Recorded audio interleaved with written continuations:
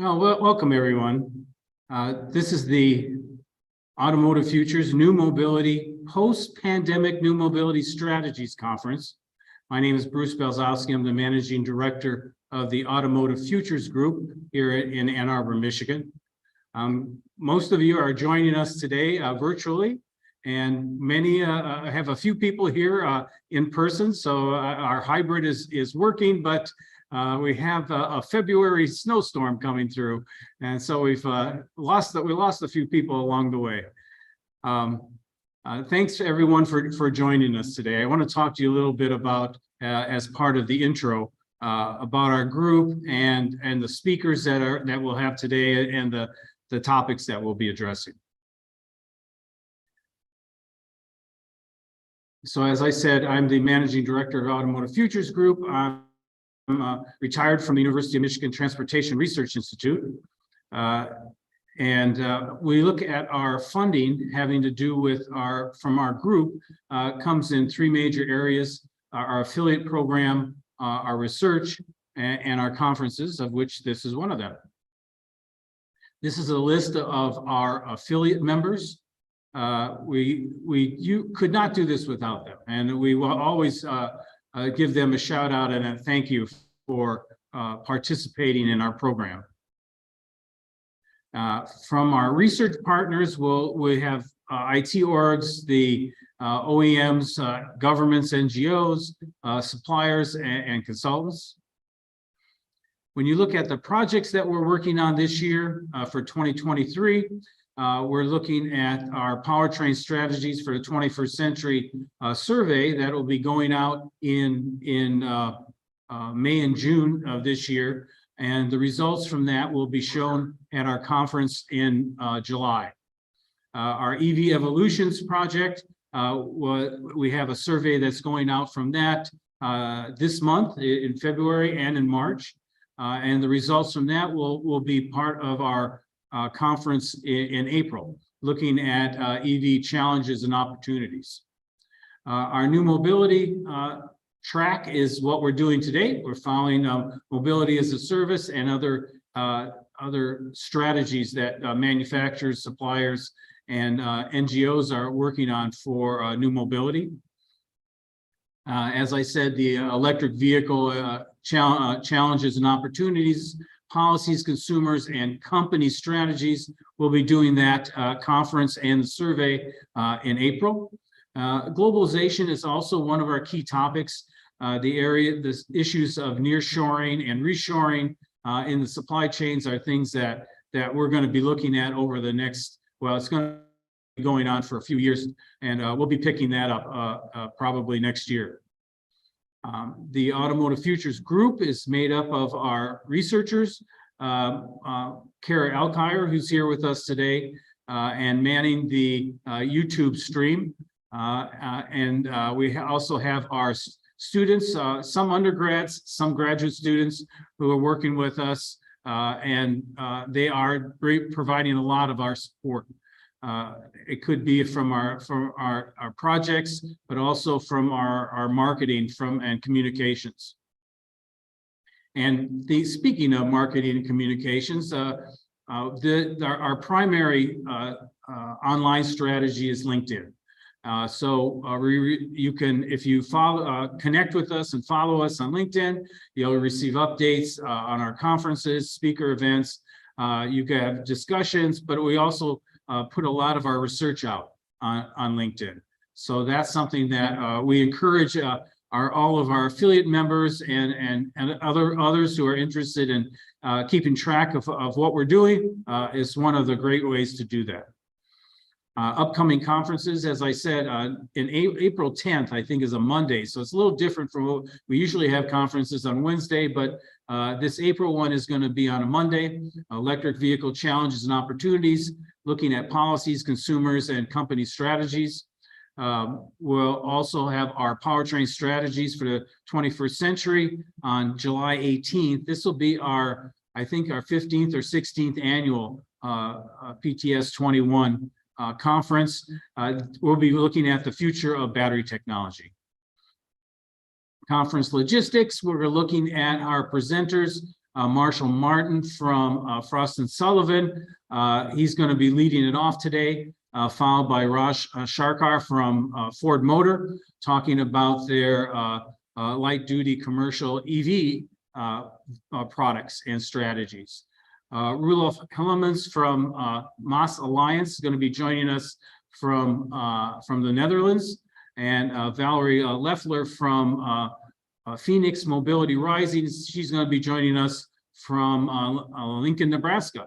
And I forgot to say, Marshall is joining us from Chennai, India. So we really have a global group here today. So Marshall's going to lead us off. We'll do a Q&A with him, and then Raj will speak, do a Q&A. Then we'll take a 20-minute break and come back, and I'll talk a little bit about some of the MOS components research that we've been doing.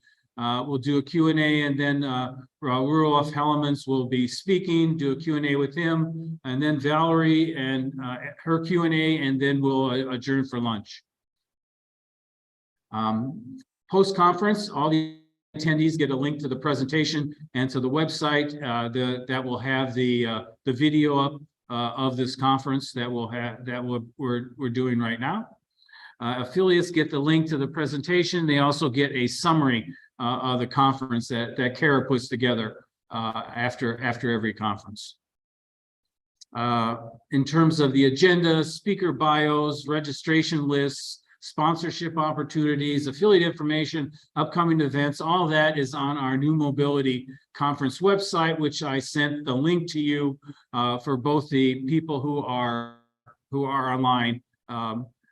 For the people who are here, some of this information is in the folders that you have. Audience questions. We have question cards on the tables for the people who are here. If you have questions, Kara will walk around and pick those up, and we'll do that during the Q&As. For the people who are online, you could enter. There's a link that we gave you in the mailing that we sent you for the conference. You can enter a question there. You can also enter it in the chat on the YouTube live stream, and Kara will forward those to me as well. We'll ask you at the end of after our conference, we'll send you information about what we did here and links to presentations, but we'd also like to get any conference feedback we can from you. All right, I'm going to start off today with commercial light-duty electric vehicles.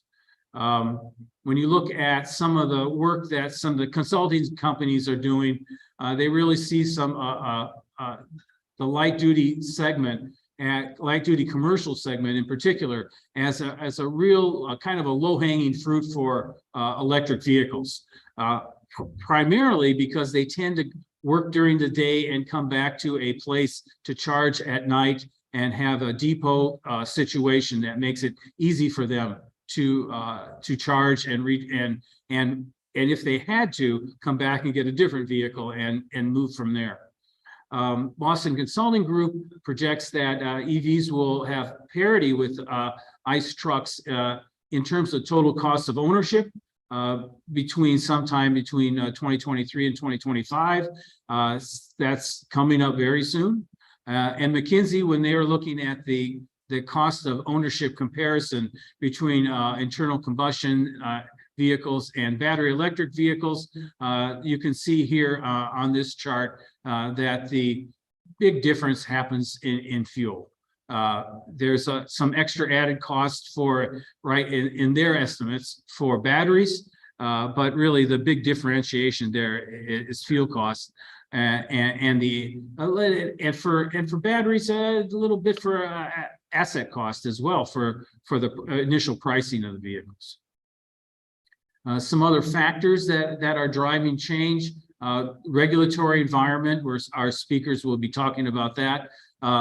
Some evidence suggesting people prefer working for companies with more sustainable practices, and most of all our automotive manufacturing companies are supporting that. And also government incentives, helping with the low cost of purchasing new light commercial vehicles, as well as supporting the charging infrastructure. And as you can see here, that that story about the light commercial vehicles having a little more attractive in terms of e-truck parity with diesel trucks. It's in the light commercial class, it's a happening much faster than in the medium and the heavy trucks. Okay, so the infrastructure bill was one of the main things that is supporting EVs, and it also in terms of passenger vehicles, but also for commercial vehicles. So 7.5 billion has been deployed for EVs for related infrastructure, 250 million for reducing truck emissions at ports, 2.5 billion for charging and refueling infrastructure grant program to help set up charging infrastructure. And so in general, these different programs and grants should also help with the companies making the switch to EVs. The other things that, of course, have to do with the price. Up to $7,500 credit for light commercial vehicles under 14,000 pounds, while for any other vehicle above 14,000, they're actually eligible for a $40,000 credit. But those are much larger vehicles and more expensive. EV charging companies can take a 6% tax credit, maximum up to $100,000 per unit. That's purchased and installed. So the Inflation and Reduction Act should incentivize companies, again, to buy more EV trucks and set up the recharging stations at their facilities. So that's that's my intro for this part of the conference. I'll come back after the break to talk about mobility, some of our research on mobility as a service. So I'm going to stop my share and then come back, and you should see my colleagues here, Marshall Martin and Raj Sarkar. Marshall, I think you're first up today. Let me do a quick intro for Marshall. Marshall is the team leader for commercial mobility research at Frost & Sullivan. He has nearly 10 years of work experience in the commercial fleet, either with OEMs or market research and consulting firms. He tracks global commercial vehicle markets across different regions and segments. So he actually has a global perspective on this, with a special focus on electrification and light commercial trucks and vehicles.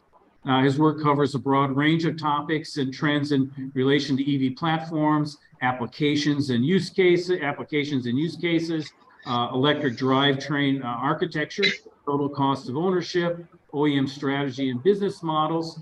So Marshall's previously positions were with OEMs Daimler and MAN Truck and Bus. Welcome, Marshall. Thank you, Bruce. Thank you for having me here, and good morning and good afternoon to everyone joining in. And really glad to be present here and to showcase some of our findings, research findings on the OEM ELCV truck strategy. All right. Do you want to share your screen and take it away? Yeah. Just a second.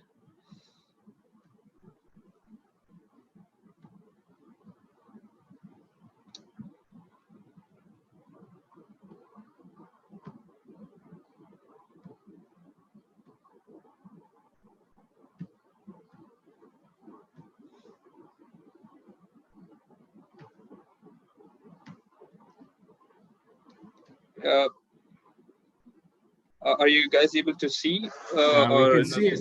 Yes, we can. All good. Okay, cool. So just to give a background, this is a big study that we did sometime last year, looking at what the OEMs are doing in the ELCV space when it comes to electric light commercial vehicles in terms of their platform strategy. What kind of platforms they're working, they have their LCVs based on currently, and how that's expected to move going forward over the next, say, 7 to 8 years. We've also looked at platforms in general for ELCVs. We obviously know that ELCVs do share a lot of common components and the similar platforms with, say, passenger cars, especially in the lower weight spectrum of LCVs. So we looked at a lot of those things. So today I'll be just presenting some key summary or the best bits of the study, Also, I'll also have also included some research content from some of other studies as well, just to give a perspective and put everything into context, so it's easier for our audience to understand and give a good picture of the ELCV market in general. So yeah, so before I get into the platform presentation, I'd just like to confirm how we at Frost look at LCVs in terms of classification. So LCVs are basically vehicles that are used for commercial purposes to haul goods and carry passengers, with the GVWR of less than 6 tons. That's basically class 1 to class 3, and we include 3 body types in that. Pickup trucks like your Ford F-Series, Chevy Silverado, GMC Sierra, for example. Then vans and cab-over engine trucks like your Isuzu N-Series or the Mitsubishi Fuso Canter. So these are the body types that we include in our classification of light commercial vehicles, and it's basically from class 1 to class 3. Yeah. So basically, a vehicle platform is, it comprises the lower half of the overall vehicle, and it has the common components like your steering mechanism, your suspension, your brake systems, your axles, and these common components that can be used for across different models or brands in a particular company. And as far as ELCVs is concerned, what we see is there are 3 main types of platforms. One is the IC engine based platform. Now this is basically where your the EVs are basically made from the legacy platforms that used to have IC powertrains. Basically, you remove the IC powertrains, the engine, transmission, other components, and you retrofit that with your EV components, your batteries and motors, and other EV components like your inverters and DC-DC converters. Then we have the multi-energy platform. This is basically designed, keeping in mind the requirement of both IC engine powertrain as well as electric powertrain. And these tend to be slightly more, flexible and more efficient than your IC engine-based platforms. And then the third type is the pure electric platform, which we see a lot of new companies coming up with, and even a lot of OEMs have started developing in recent years. So these are basically built from scratch and have no components or subsystems that you usually see in an IC platform. And these tend to be highly flexible and optimum designed to accommodate EV components, and basically made for pure EV vehicles. Hide that part. I don't know how to hide it. So I mean, what we see, in the market is a lot of these legacy OEMs, usually start off, their EV journey with your IC engine-based platforms. They can convert an existing IC model and into electric very quickly with minimal investment and minimum turnaround time, and bring them to market very quickly. So a lot of the legacy OEMs have started off on the IC engine-based platforms, although they are working on pure electric platforms going forward. A lot of the startups that have come in recent years, like Rivian, Tesla, Arrival, they are building their electric vehicles on pure electric platforms, building them from scratch. So they don't necessarily carry any baggage of the internal combustion engine platform. So these vehicles usually tend to. Hey Marshall, can you down at the bottom of your screen or in the middle of your screen it says sharing? Don't say stop sharing. Click hide. Okay. Perfect. Thank you. Thank you, Bruce. Yeah. So a lot of the new startups, they're building their electric vehicles from scratch and completely based on pure electric platforms. So I've given some examples here. So we have the B platform from Nissan, which is an IC engine based platform. MNB from Volkswagen.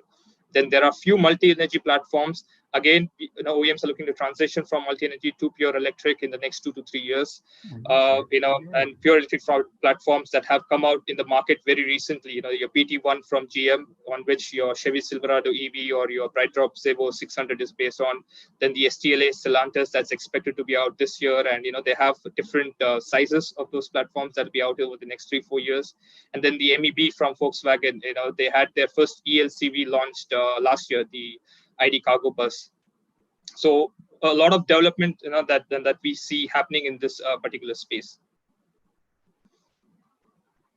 Yeah. So what we've seen in recent times as well is the rise of pure electric skateboard platforms in the ELCV segment. This was the case with passenger cars. Now we also see it in the ELCV segment. So a lot of new pure play EV startups have come into the picture with their own proprietary skateboard platforms that can house different body styles that other OEMs can license and use it. So even legacy OEMs, what we see are they're allocating a lot of their resources and R&D on developing such platforms going forward. And although the initial investment required is pretty high, because you're basically creating everything from scratch and you're not working on what's been already done in terms of the IC engine platform. The investment is high, but the final product in terms of the the electric vehicle that you get is highly efficient, and also offers much better performance than vehicles that are built on your IC engine platforms. So below, and I've mentioned some examples that we see in the market.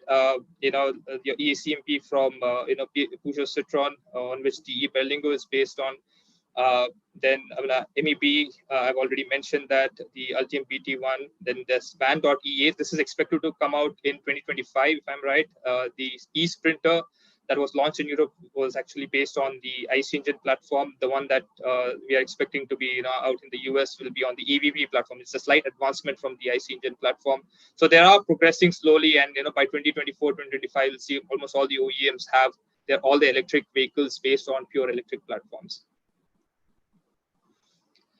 Yeah, so here we see how the EV platforms have developed or are going to develop in terms of structure of the platform and the chassis in the coming years. So we started off with the conventional IC chassis that basically has the battery in between the frame rails, and you're trying to accommodate a lot of these EV components wherever you find space, and these usually tend to be highly inefficient and also tend to carry a lot of excess weight, which is not required.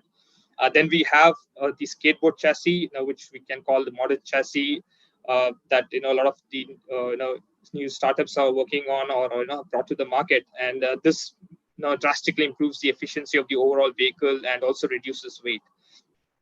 But what we see companies working on in the future is trying to make it even more efficient and trying to bring down the weight even more.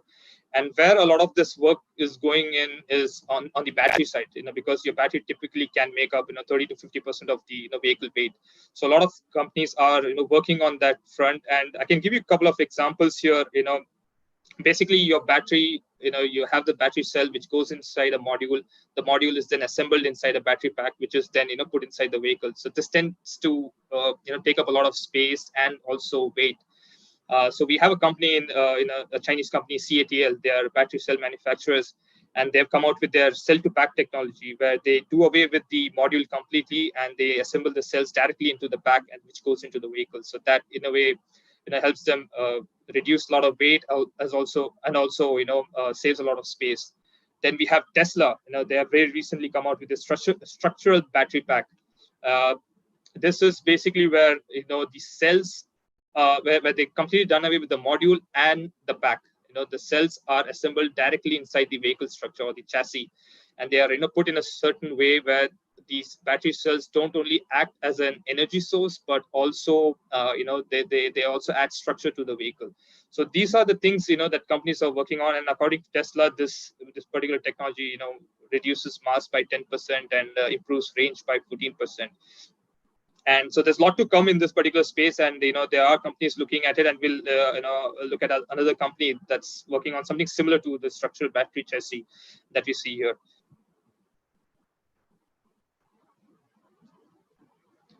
So here we've listed out some major drivetrain architecture in EVs in general, in commercial vehicles, light commercial vehicles, medium and heavy duty trucks as well.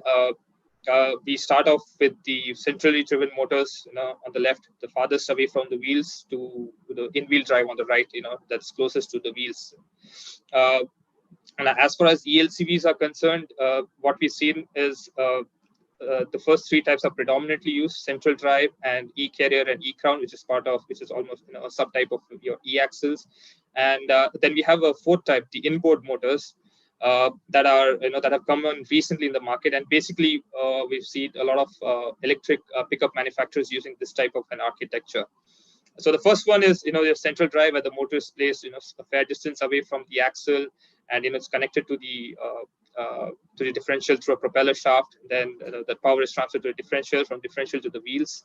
Then we have the e-carrier, where the motor is placed right next to the differential, or is coupled with the differential, and it transmits power to it, and then that transmits power to the wheels.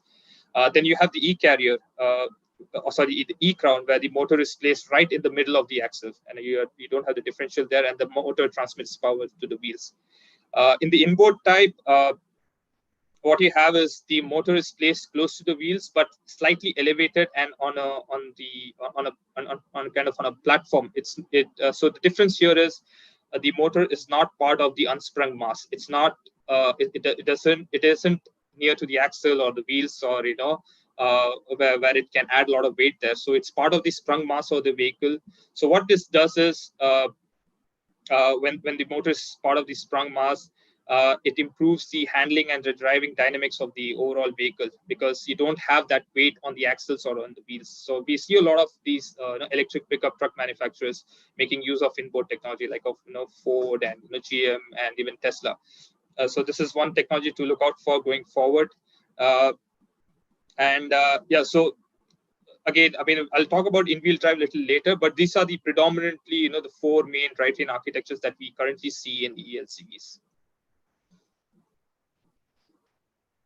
Yeah, so here we see how the drivetrain architecture is expected to evolve within the different LCV body styles, pickups, vans, and cab-over-engine trucks. So what we see here is, it's clear that the pickups will have the more advanced drivetrain architecture in terms of, where the motor is placed, how close the motor is placed to the wheels when compared to vans and cab-over-engine trucks. And, just for example, the inboard motor use it's already happening in pickups. Like I mentioned, it probably come a little late in vans and even later in cab-over-engine trucks. A lot of the cab-over-engine trucks, especially in China and Asia Pacific, they still employ or deploy the centrally driven motors. Like your Hyundai Porter EV or your Kia Bongo EV. Vehicles like that, they still work on, or even the Fuso e-Canter still has the centrally driven architecture. So that will take time, to shift to the more advanced architecture. But what's clear is, over the next 7 to 8 years, we'll see the motor placement being as close to the wheel as possible, to improve efficiency and cut power loss. Yeah, so here we see the drivetrain architecture pursued by different companies. We do see a lot of e-axles. The e-carrier and e-crown is predominantly used. And what we see is the inboard architecture being used by a lot of the pickup truck manufacturers, your General Motors, Ford, Tesla, and Rivian. So this is definitely a technology that OEMs in future will pursue. But for now, again, like I mentioned, a lot of focus will be on trying to get in a more advanced drivetrain architecture into their vehicles going forward. So just given an example here, just listed out a few companies, just to give an idea of what's happening in the market. So here we have, mapped out the different applications the OEMs and their respective ELC products cater to. So we have about 6-7 applications that we have categorized, and we just now what we see is with the legacy OEMs, they predominantly convert their existing ICE models into electric, and they continue to cater to those applications. It's pretty straightforward for them. Then we have the newer OEMs, the startup OEMs that I've listed at the bottom, likes of Tesla, Rivian, Arrival, Canoo, and Atlas Motors. Some of them. What we see is they have pretty limited presence in terms of models and also variants. And it's pretty evident the difference between the legacy OEMs and startups in terms of the application spread, because a lot of these startups they focus on certain niche markets or niche applications, very specific requirements. And whereas you have legacy OEMs that basically convert their existing IC models into electric and continue to work in different markets. Obviously, this will evolve gradually as the startups they get a little more traction in the market, they become a little successful, and they'll start entering other markets. But for now, they want to avoid spreading out too wide and thin, and focus on particular segments. Yeah, so here we listed some of the prominent ELCVs in the market across different weight categories and platform types. What we can see is that the majority of the models are still based on the IC engine based platforms, and we have a few models that are that are built on the multi-energy platform, and very few on the pure electric platform. And a lot of these are have come out in last 1 or 2 years. So obviously this will we expect this picture to change completely in the next 4 to 5 years, where you can expect the majority of these models to be built on pure electric platform. So for example, we have this Fiat Ducatos platform. A lot of those models will shift to the STLA large platform from Stellantis in the next 3 to 4 years. Then we have Ford's F-150 Lightning based on the T3 platform. That'll move to a TE1 platform that they are working on, that should be out in the next 3 to 4 years time frame. So definitely it's an interesting space to watch out for. We're just given a current situation of the market, but this again will keep changing, and something that we keep a continuous track of. And it'll be interesting to see how how this thing develops, and I'm sure this will change drastically over the next 3 to 4 years. Another key trend that we see in the LCV platform space is the sharing of platforms among OEMs. It's not very evident, but this basically helps companies to kickstart the EV journeys. Companies that are probably slightly behind the curve, to save time and cost in developing something from scratch, and also they can leverage on the expertise or the learnings of other companies who have probably started earlier, or or in a particular segment already.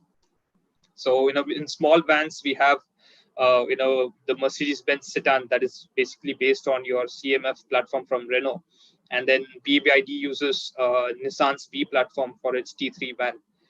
In medium vans, we have the EMP2 platform from Stellantis that they share with Renault Traffic as well as Toyota. So we have basically 3 van models from different companies based on same platform. And so how we see this space evolving is something bigger and into something what we would call as a platform as a service, basically, where OEMs are creating these EV platforms that is modular and that's scalable and that can be used for different body types, and they provide these platforms to other companies. So classic examples right now is the MEB platform from Volkswagen. They have partnerships with quite a few companies, Ford and Mahindra especially. A lot of the Ford's initial EV models, especially in the passenger car segments, there could be some LCV models as well, but the initial EV models will be based on Volkswagen's MEB platform. But would like to mention that Ford is working on its own electric platform, which they should be bringing out in the next 3 to 4 years, and all their electric vehicles will be based on those platforms, on their own electric platform. Then Mahindra, an Indian company, which is expected to use Volkswagen's MEB platform as well as some of the components for their global market, the EVs that they are producing for their global customers. Then we have likes of REE Automotive, with its P7 platform. It's basically a Class 3, van, or you can call it a box truck kind of a platform, which the other companies can use it. And then we have a Quad Electric Vehicle Company, and it's a UK-based company where they are basically making these platforms for other companies or other OEMs to use to have a different, say, a top hat or a different body style, and make use of these the platforms. So this is something that we expect to grow even more. We expect more companies, to bring in their technical expertise to work on a certain aspect of the, or the vehicle, say platforms, and kind of white label it and provide it to other OEMs. So they could do this either through the entire platform, or they could do it through key components. So one example is what RE Automotive is doing. So it has its own proprietary RE corner module, which it provides to other companies as well if required. So this is basically a compact module which houses the motor, the suspension, the brake system, and other even the drivetrain components and other electronic components all in one, right next to the wheel. So they provide these to other companies. So this can also be looked at as a business model, or as an alternate source of revenue for a large company like, say, Volkswagen. Apart from using for their own needs, they can use or provide the platform for other OEMs. So here we basically try to map out the launches of the LCV platforms over the next 3 to 4 years. So what we can clearly see is all the launches, the new launches, in terms of the platforms, will be pure electric platforms. There might be some, updates or some enhancements to the existing, IC engine or multi-energy, platforms, but most of their, the OEMs incremental spending in R&D and the investment is going on, developing pure electric platforms. So, for example, we have this STLA platform from Stellantis, and they plan to use this from small cars to large SUVs and full-size pickup trucks. Like they have STLA small, they have STLA medium for different weight segments. Then we have the MEB from Volkswagen, which was out last year, and we're expecting another update on even the MEB, the SSP. It's a scalable systems platform in 2026. So a lot of the platforms that you can expect in, say, 2025, 2026, like the SSP, will not just limit itself to commonality on the mechanical component side, but also look at try to commonize the electronic architecture, the software, and also even some advanced systems like autonomous systems. So that's where a lot of the OEMs are moving towards, where they are looking to commonize the product, the software, and the whole architecture, so they can bundle and have this as a package, and they can use it across different models, across weight segments, and across their brands within their group company. So yeah, this is one of the strategies where companies are aggressively looking to cut down on the number of platforms, independent platforms, from some healthy 2 digits to around mid single digit numbers, and they're trying to increase the number of models per platform. And a lot of this is obviously it does help them cut costs, but they also are looking to build something that's modular and easily scalable and can be used across different weight classes and body styles. Yeah, so here I've listed out some dedicated electric platforms there in the market. Also kind of highlighted the GVWR spread, basically indicating the platform's utility across different weight classes and segments and body styles.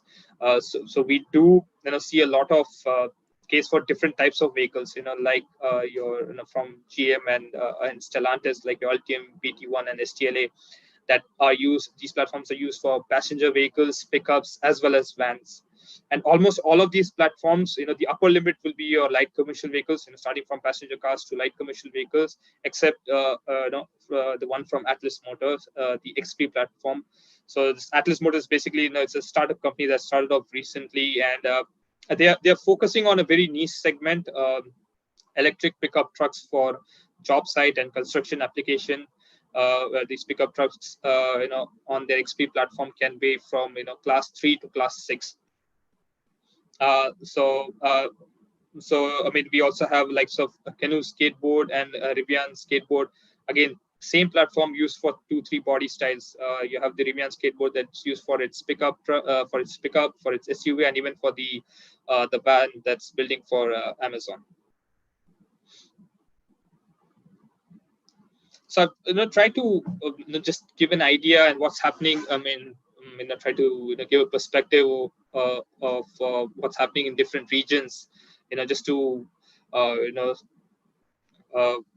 for our audience to understand where different markets stand in terms of their electrification preference. So what we see here is uh, North America and Europe, we see a higher preference for the heavier weight spectrum of LCVs. That will be 3.5 to 6 tons. Your class 2B and 3. Obviously, US, you have light duty pickups that are being electrified as well, but most of it is on the slightly heavier side of things. In regions such as China and Asia Pacific, what we see is there is greater preference towards electrifying the lighter spectrum of LCVs, 0 to 3.5 tons. And overall, globally, what we see is light vans and light cab over engine trucks, they make the best use cases for electrification. Simply because apart from the weight, the applications that these body styles are used in, for say urban delivery applications, where they operate within city limits. There's a lot of stop and go, and they also have easy accessibility to the charging infrastructure. So these are the body styles that we see as have the best use case for electrification in the short to medium term. So here we compared the average battery capacity of the ELCVs, ELCV models across the 4 regions.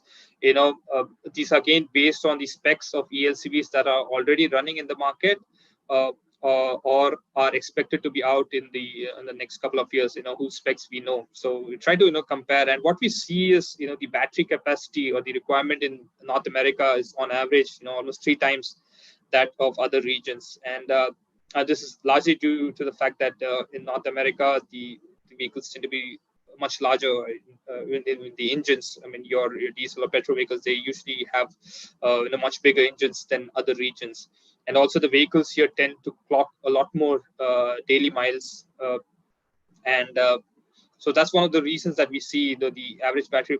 A good example would be the e-Sprinter from Mercedes-Benz that was launched in Europe a couple of years ago. It had a battery capacity of around 45 to 50 kWh. The one that they plan to launch in the US in the second half of this year is going to be around 110, 113 kWh, almost more than twice what they have in Europe. So that kind of gives you a fair idea of how these vehicles are spec'd in different regions. Whereas other regions are pretty closely matched, but North America is somewhere ahead in terms of the battery capacity requirements. So here we have compared the average range and the power of ELCVs across the 4 major regions, and again here we see the huge difference in both range and the power requirements in North America and the rest of the regions. In North America, on average, the range requirement is almost twice, and the power requirement is almost 5 times when compared to other regions. Again, it's slightly skewed because you have a lot of pickup trucks in North America, so they tend to be involved in a lot of heavy duty applications, hauling and towing heavy loads, and hence require greater power at the wheels, and also they tend to draw a lot more energy from the batteries, so they also need a lot more range in the batteries when you compare in other regions, which are predominantly van and small cab over engine truck based. So here we tried. We had the overall penetration of ELCVs across the major regions according to us, North America, Europe, and China. And the inner circle here, we have the penetration for 2022. The outer circle for 2030 is our forecast. So what we see here is in North America, it's around. So these are basically the percentage of ELCV sold in that particular region of the overall LCV market.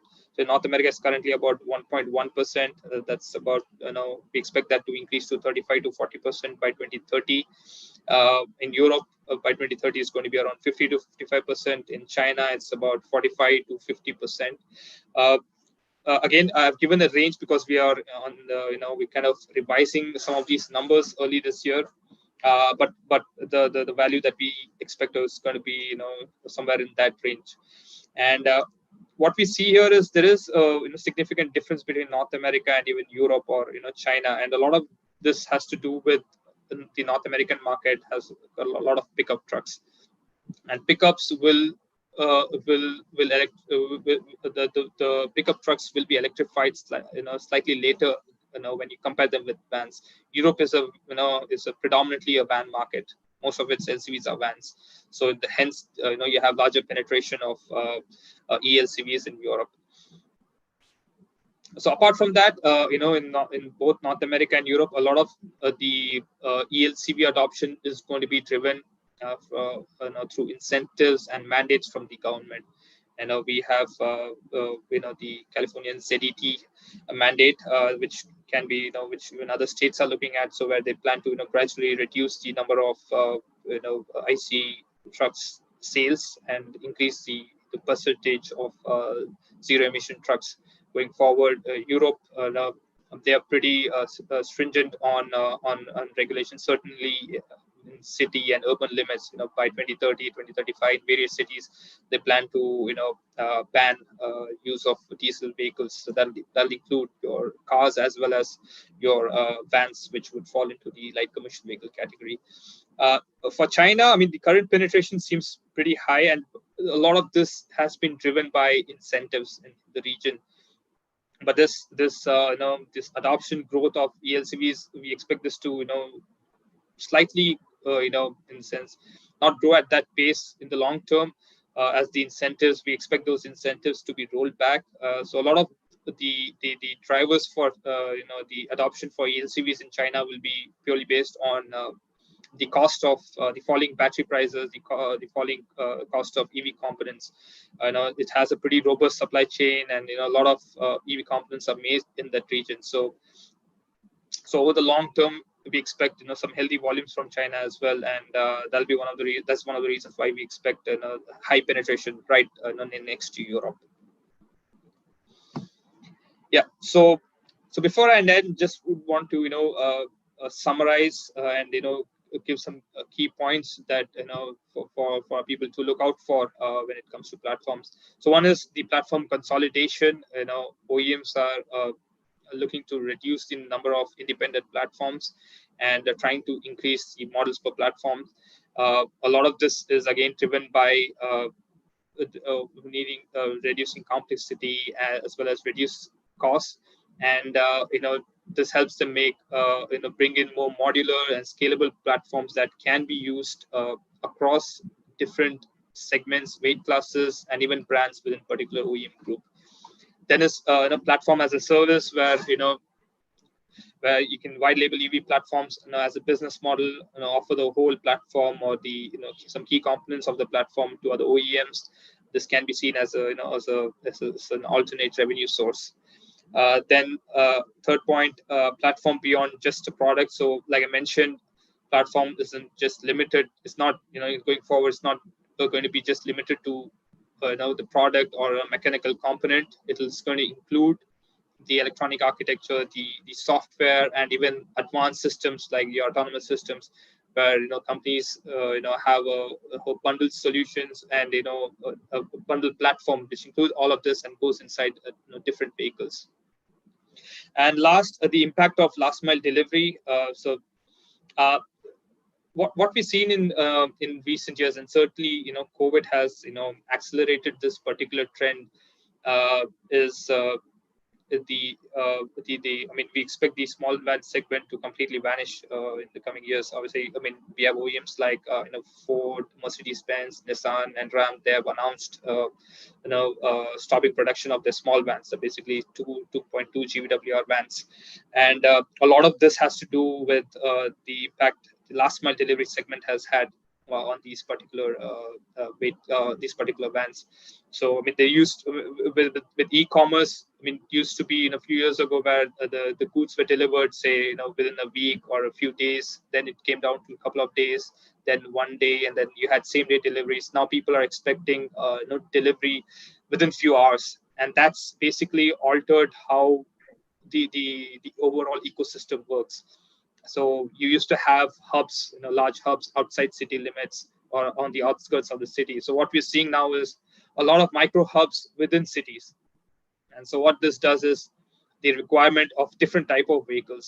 So small vans for such applications tend to be large. So what companies are doing at looking at more efficient and sustainable solutions, smaller form factors like your bikes, trikes, and even low speed vehicles that in a way offer similar payload but are a lot smaller and easy to maneuver and can move into tight spaces, are fully electric.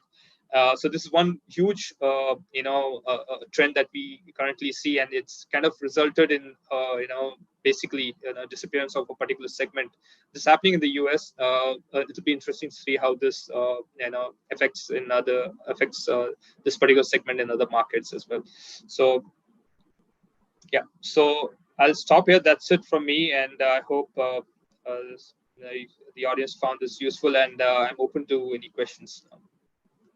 Thank you very much, Marshall.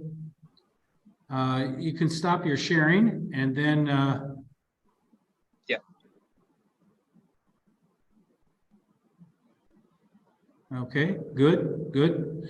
And Raj, you can jump in and in this Q&A if you have anything you want to add in any of these questions. Marshall, one of the things that kind of jumped out at me was your the power that's necessary for North America compared to the other regions, right? And of course, that's going to mean higher prices for those vehicles compared to the other areas, right? So when you look at that situation, and especially from a commercial perspective, on the return on investment, when you've done some work on this, and this also applies to total cost of ownership, but when you look at the return on investment, what do you see the companies that are using the vehicles, what are they expecting in terms of years on the return on investment? Yeah, Bruce. So we've done total cost of ownership analysis for light commercial vehicles in North America and Europe, and what we see is, in terms of the payback period, there isn't a great deal of difference, because what we see is what's important to look at is the incremental cost of the electric vehicle over the IC engine counterpart. So surprisingly, what we found is in Europe, that price is slightly higher. That gap in price is slightly higher in Europe than in North America. Mm-hmm. And I can just give you a range because I don't have a proper the exact number, because we have done this for small, medium, and large vans. So it's somewhere between 2 to 5 years time frame where they can expect a payback, or if they were to buy an electric vehicle. Very good. One of our audience members asked the question, when do you think solid state battery is coming to commercial light vehicles? Will the solid state battery have the type of platform and vehicle architectures? Will they be changed because of that? And it will still be cell to chassis? Bruce, as far as solid state batteries is concerned, even for passenger cars, we are looking at somewhere post 2027 or even 2029. And so for commercial vehicles, it's going to be only after 2030, because there's a lot of work to be done in terms of getting the price down. It's still not viable to get these batteries in trucks and sell them in the market. So again, with batteries, a lot of it is the price is not just dependent on the raw materials, but also the scale of production. So you need economies of scale to help reduce the prices of these advanced battery technologies. So my time frame for light commercial vehicles will be post 2030. Okay, thank you. Another question from the audience: how do you reconcile the disappearance, and as you said, almost the complete disappearance of the small van segment in the U.S. Against the shifting preference towards small form factors? Yeah, I mean, this was a bit of a surprise, but looking at again, we spoke to a few people regarding this, and again, this was in public sometime last year as well that companies, almost 4 or 5 companies are going to stop with this, with the small van segment by end of 2023. A lot of it has to do with what they see on the ground, the dwindling demand for these particular vans. And we looked at the numbers over the next, in the last couple of years, and we've seen significant fall in sales volumes for some of these vans, almost by 50 to 60%. So yeah, and on the demand side, and we have spoken with a couple of EV startups who are into making these ultra low speed vehicles, basically the vehicles that are there to replace these small vans, and they are pretty bullish about it. And they see from the customers, the requirement is they don't want something as big as a small van, as small as that it may be for a layman, but for a lot of the application that is in use right now in the last mile delivery, like I mentioned, with a lot of micro hubs, you need a lot of small factor, all the smaller vehicles. It's a very natural progression and a very natural requirement for customers to look for smaller form factors.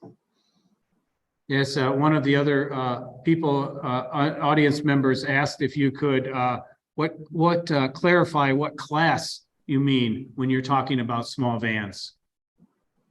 Yeah, small vans would be your 2 to 2.2 GVWR. So that would be, I think, class 1, class 2A. I think, yeah, class 1, I guess.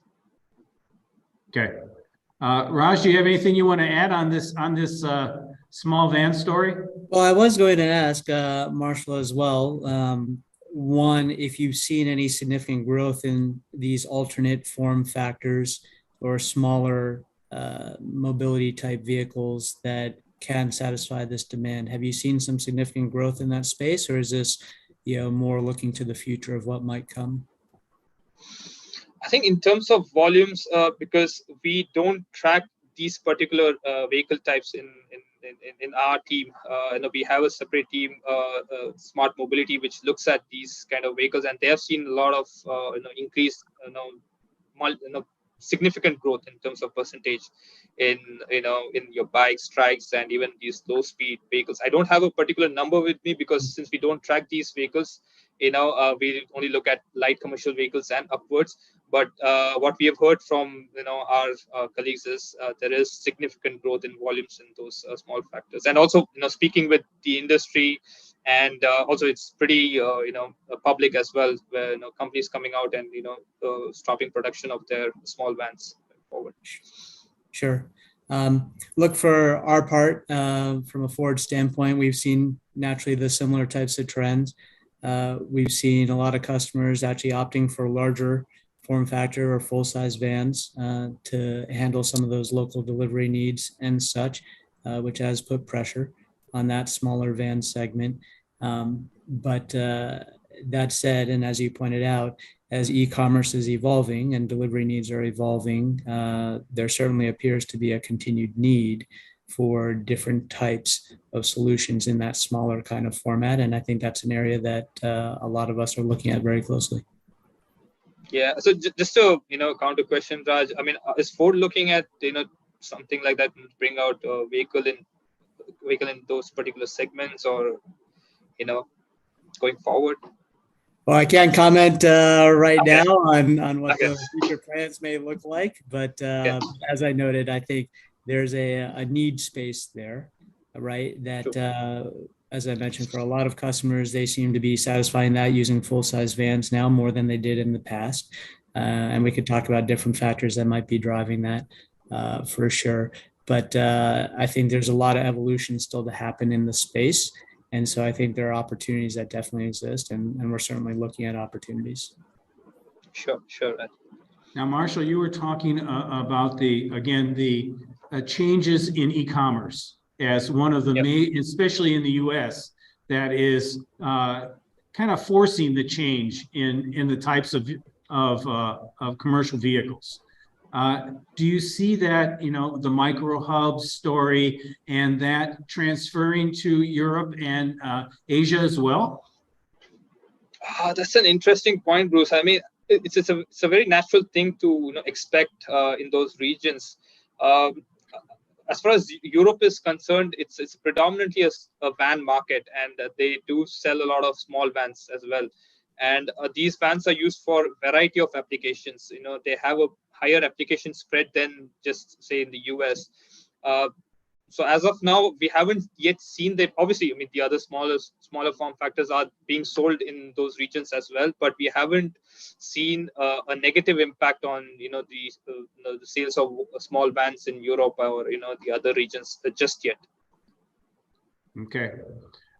We have another question from the audience. This has to do with maybe some safety standards issues. Do you see any important differences between Class B and below and Class 3 and above in terms of the platform approach due to regulatory differences? For example, safety standards. Difference in the sense, Bruce, if you can, clarify a little bit more. Sure.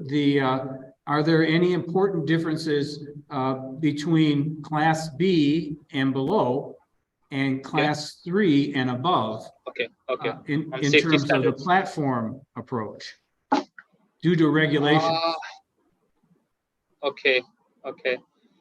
No, as far as platforms is concerned, we see a lot of commonality between passenger cars and light commercial vehicles, and light commercial vehicles from Class 1 to Class 3.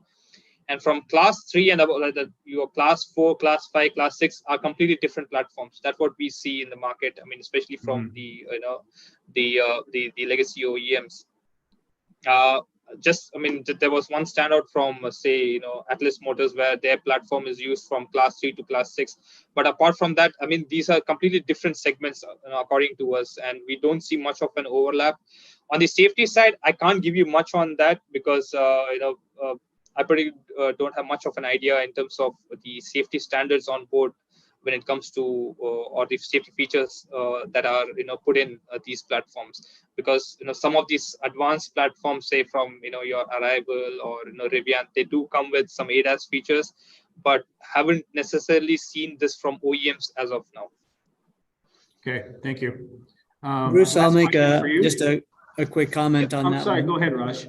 Yeah, so just a quick comment on that one, and two things. One, I'd say that when you start to go to Class 3 and above, the biggest drivers of the platform differences really are the capabilities required to meet those needs, right, at those higher GVWs. So the towing, the payload, the overall capability levels. That's, at least for us, the biggest driver of looking at unique platforms once you start to go to heavier applications. Very good, thank you. Marshall, last question.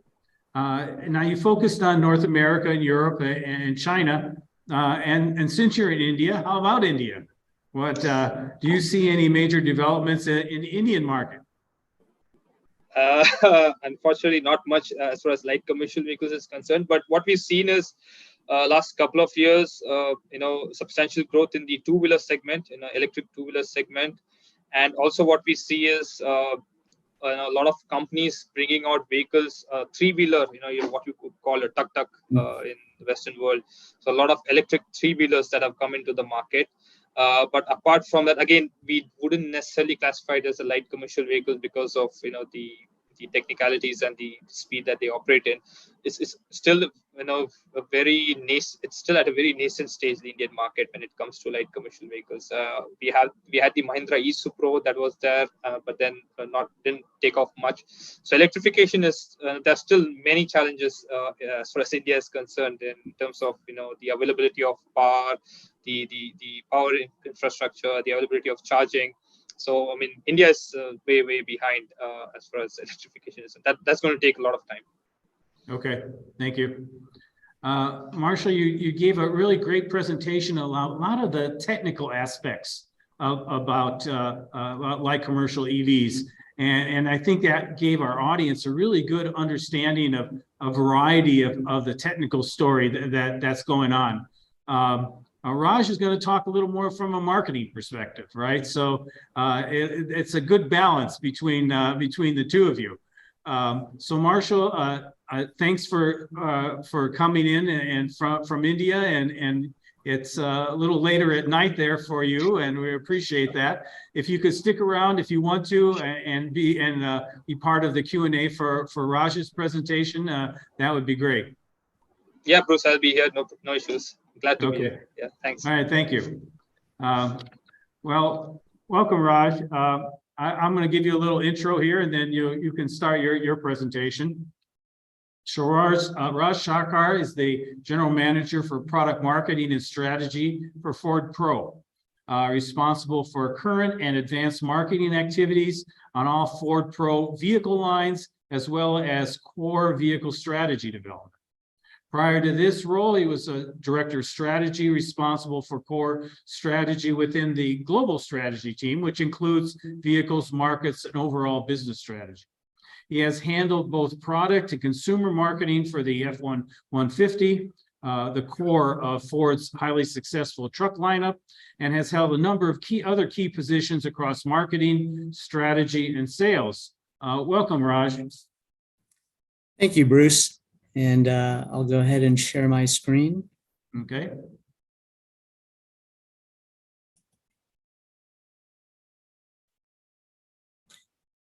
Okay, does that come up okay? Yep, you're ready to go. All right, great. Well, good morning, and thank you very much for the opportunity to take a little time to talk to you about Ford Pro and our plans for helping businesses make the transition to electrification. And just as a little bit of background, some of you may not be familiar with Ford Pro, but we launched it as a distinct business unit actually back in the middle of 2021 with a distinct focus within Ford on the overall commercial business. And Ford Pro offers a full range of vehicles, software solutions, charging solutions, servicing, and financing. And the overall premise is to be a one-stop shop for everything that our commercial customers need.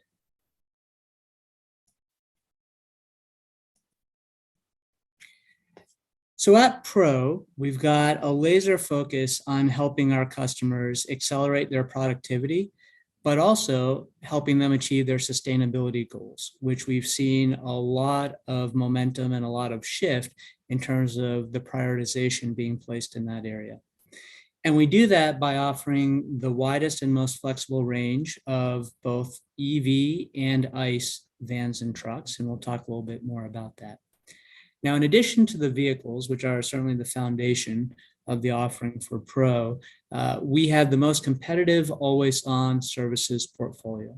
So this is both digital and software solutions, as well as physical services related to vehicle maintenance and support. And we tie it all together with an integrated digital customer experience, making it very easy for our customers to really take full advantage of the full suite of offerings that we have and improve their business.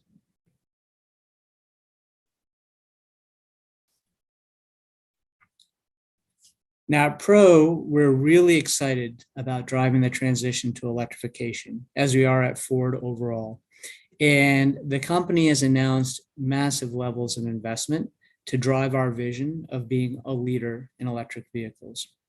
So we are investing over $50 billion in electrification through 2026. $5.6 billion is going into our Blue Oval City campus, which has already broken ground in Tennessee. That'll have a new vehicle assembly plant for a next generation EV truck, as well as a battery factory. And then we've put $5.8 billion into the Blue Oval SK Battery Park in Kentucky. And another $1.5 billion is going into investment in our Ohio assembly plant for a next generation commercial EV. And with these investments that we've announced to date, and in particular the battery plants that we're putting in place, we'll have 129 gigawatt hours of capacity. So really a huge step forward for us on that front.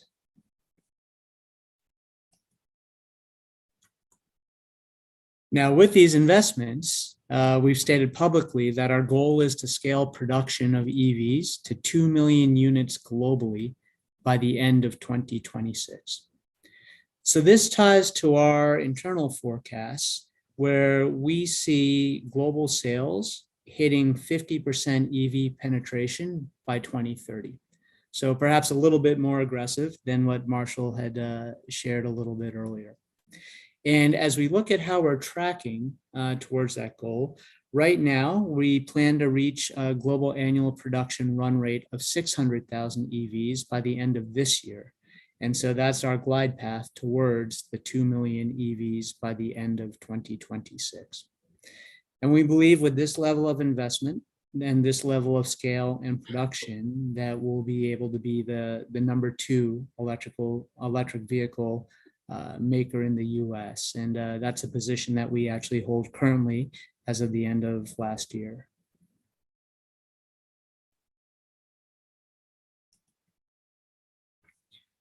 Now, tying this back to the commercial vehicle space in particular. So Ford has had commercial vehicle leadership for close to 4 decades. And we have a roughly 40% share of the US class 1 through 7 full-size truck and van market. We've also been the leading commercial vehicle brand in Europe for 8 years in a row, and that's a highly competitive market. And it's built on the foundation of some of really the class leading products around the world. So that includes the Transit vans and our F-Series trucks and our Ranger midsize pickups.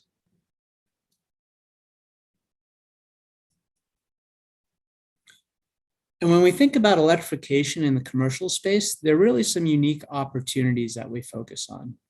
One, commercial customers are really accelerating their adoption, first because of the total cost of ownership benefits that EVs can provide. And we started to talk a little bit about that earlier this morning. And as we look at total cost of ownership in periods between 3 to 5 years for our customers, you start to see some significant benefits with EVs that can translate directly to the bottom line. And in addition, we are seeing a very large shift amongst our customer base in terms of the prioritization of sustainability goals and corporate efforts on sustainability really becoming much more prominent and also helping to drive the transition to EVs. And so in surveys that we've done and looked at from third parties, we're seeing about 60% of US fleet managers looking to add electric vehicles within the next 2 years. And part of the attraction as well are some of the unique capabilities and offerings that EVs can bring to the table. And we'll talk a little bit more about these as I get into our products.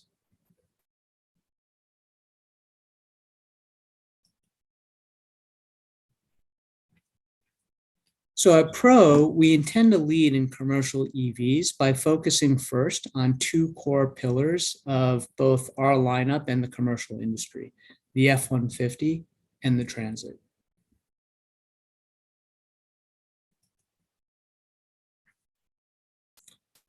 So the Transit is the best-selling cargo van in the world. And last year we launched the E-Transit, which became America's best-selling electric van. We currently have over 70% share of the market. So we delivered 6,500 E-Transits last year. We'll be scaling that up this year. Over 250 of our commercial customers have bought E-Transits, and we have a number of retail customers who are buying these vans as well.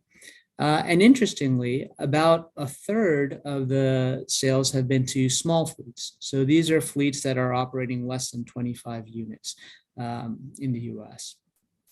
Now, we've also more recently launched E-Transit in Europe, and it has become the #1 player in the 2-ton electric van segment since its launch.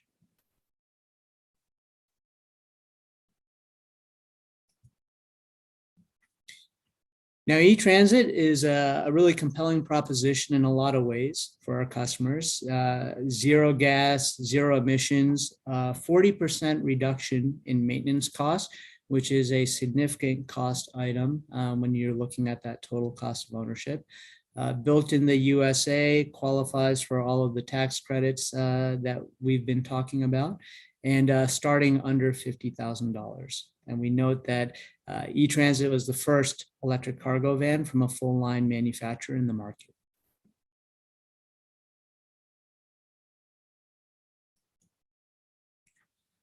Now, in terms of capability, we have a tailored range with 126 miles of range available on our low roof cargo vans.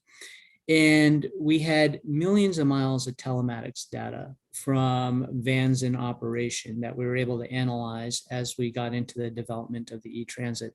And what we found is that the vast majority of vans drove 74 miles or less on a daily basis. So with a 126-mile range, we've got a significant amount of buffer or headroom over that typical daily usage. Now in E-Transit, we are also offering ProPower on board, which is essentially an inverter in the back of the van that offers 2.4 kilowatts of power, which is enough to run tools like miter saws or drills and such, as well as charge some of the handheld tools that our customers are taking on the job. And then E-Transit offers our latest Sync 4 and embedded modem for connectivity to help fleets manage both the individual vehicles and the overall fleet, as well as all the EV components of that seamlessly and through our telematics solutions.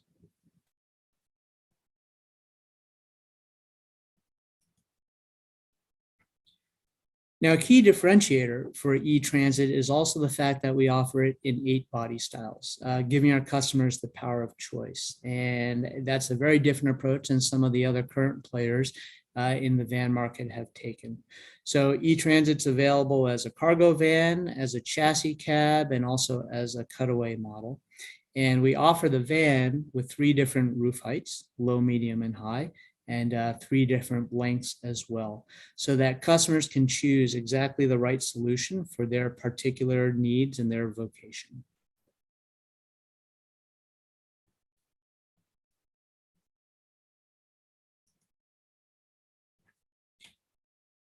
So now let's talk a little bit about F-150 Lightning, which is building on 46 years of truck leadership.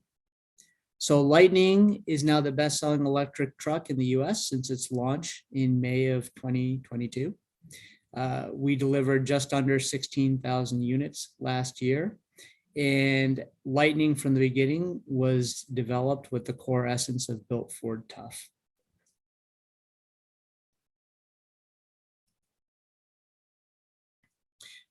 To hit a few of the key specs on Lightning, we offer up to 580 horsepower and 775 pound-feet of torque. So tremendous power levels available on the vehicle that delivers a 0 to 60 capability under 4 seconds. And the offering is focused on our highest volume configuration, which is the crew cab with a 5.5-foot bed.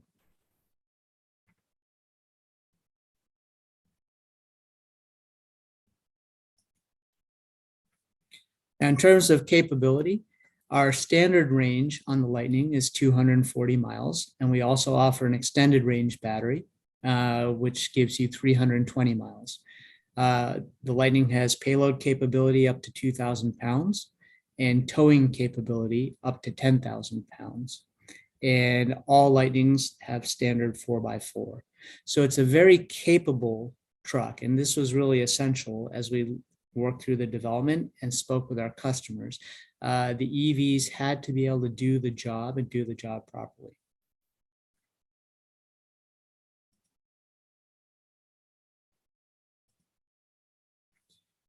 And we also have some unique innovations on the Lightning. One particular one is the Mega Power Frunk.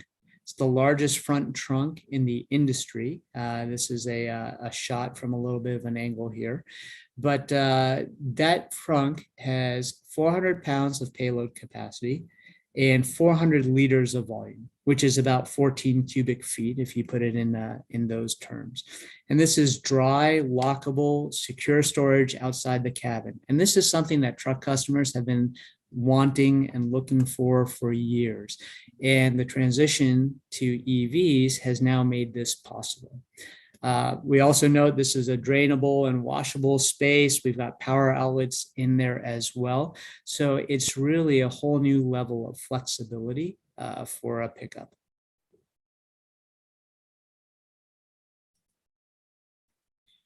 Now, Lightning also offers Pro Power on board to have that exportable power in the back of the truck. And on Lightning, we actually offer up to 9.6 kilowatts with 10 120 volt outlets and a 240 volt outlet as well to let you power and charge everything you need.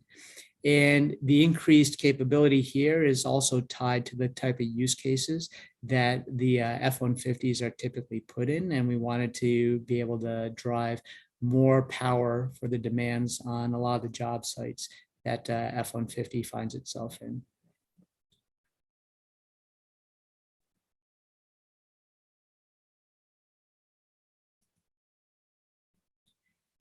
Now, having great EV products is a fantastic start, but the reality is, and from our commercial customers standpoint, getting the charging and the operations set up to support the EVs is really important, and it's really complicated.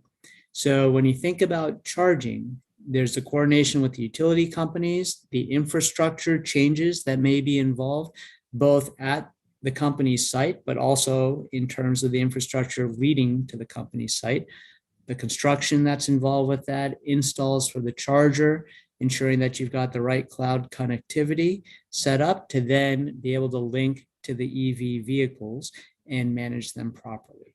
There are a lot of different elements that need to be orchestrated and play together seamlessly. And so with that, in our survey, 60% of fleet managers say that the transition to EVs is causing them a lot of anxiety. It's a real headache for them. And so this is a really important piece for Ford Pro to address. And that's why we introduced Ford Pro Charging. So Ford Pro Charging delivers end-to-end solutions with commercial charging hardware, software to manage that, and then full integration with the vehicles and the telematics. And it's a consultative approach with support from the very early stages of defining the infrastructure needs, working through the construction phases, and then doing the full install. And we offer those solutions at the depot for companies that intend to have their vehicles charged at their locations, at home for companies who have employees that will be taking their EVs home at night and need the charging set up there. And also covering public charging with our Blue Oval Charge Network. We have over 75,000 charging plugs on that network across the company or across the country. And so that's to satisfy the charging needs whenever vehicles are out on the road.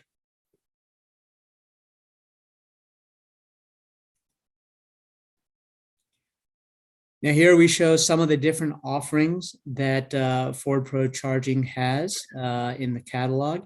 And this comes again back to the consulting-based approach, because every commercial customer is going to have unique needs and unique use cases for their EVs. So working through their specific applications and usages, and then determining precisely what type of charging solutions will work best for them, coupled with which EV products will work best with them, is all part of what Ford Pro Charging brings to the table.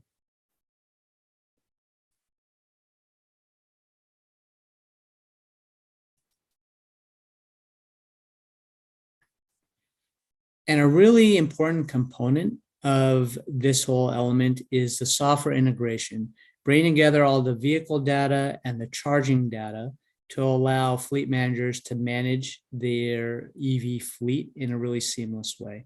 So Ford Pro e-Telematics offers vehicle health insights, but then also extends into public charge management and home charge management. So what that means is when operators are out on the road and they need to go to a charger on the Blue Oval Charge Network, all of the billing is handled centrally and seamlessly. In terms of home charge management, if you've got operators charging at home, the software manages and monitors everything you need for reimbursement for the electric and charging costs that you'll need to provide to those operators. And then on top of that, monitoring the EV's state of charge, all of the operating parameters, and giving the fleet managers access to that on a continuous basis. Now that's coupled with what we do on the Ford Pro Depot charging portal. And this is really focused on allowing for charging optimization for managing the charging across the full EV fleet of vehicles, and includes things like real-time charger health alerts and analytics on the overall charging performance as well as the vehicle performance.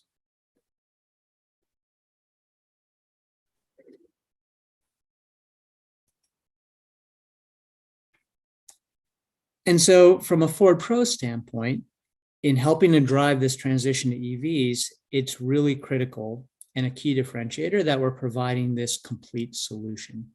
So it starts with the vehicles, that's the foundation, but then working with our customers on the software and operational support that they'll need to effectively run those EVs and manage a fleet of EVs, both in terms of the daily operations and the daily charging needs. And then working through the entire charging infrastructure, the design and the build and the setup of that, and getting that all in place before the EVs start arriving and being put into operation.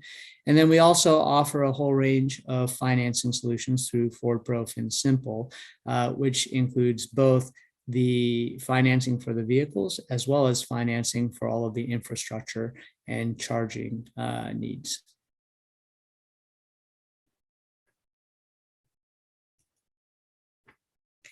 And that really ties back to Ford Pro's core mandate of being a one-stop shop for our commercial customers and helping them accelerate their productivity, as well as their transition towards more sustainability in their operations. And so we're focused on serving commercial customers better, creating the always-on relationships, and that's through our software solutions, our telematics solutions, and the ongoing support that they need to run their fleets in the most optimized way. Expanding into a full range of high-value services, many of which I've talked about as we walk through this. And then ultimately growing electric solutions rapidly in the commercial space to support our vision of being the leader in commercial EVs and the larger Ford vision of being a leader in the overall EV transition. So with that, I appreciate the opportunity to share some of our plans and some of what we're doing on this front, and happy to get into Q&A. Thank you very much, Raj. You can stop sharing your screen. Okay, very good.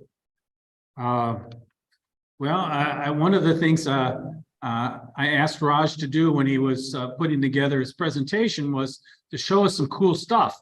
And I think you succeeded, Raj, from my perspective, especially on the IT side. The connectivity and the opportunities that connectivity brings to you and your relationship with your customers.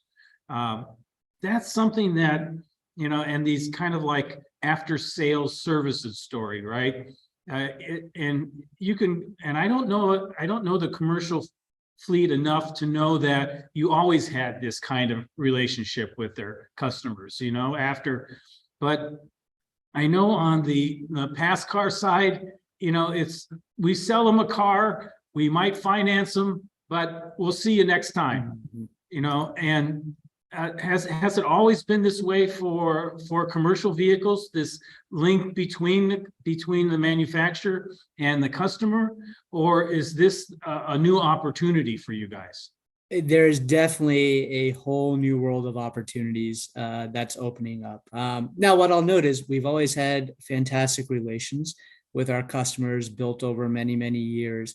But in terms of the levels of support and engagement we can have with the customers post the sale of the vehicle and once they're in operation, now that we are rolling out fully connected vehicles with the level of compute both on the vehicle side, but then also now with the cloud platforms that we're putting in place, that is really opening up a very different level of engagement and service that we can provide to customers, because now we have a lot of tools that we can leverage and that the customers and the fleet managers that the customers can leverage to really optimize how they're operating the vehicles and really in turn how they're operating their businesses.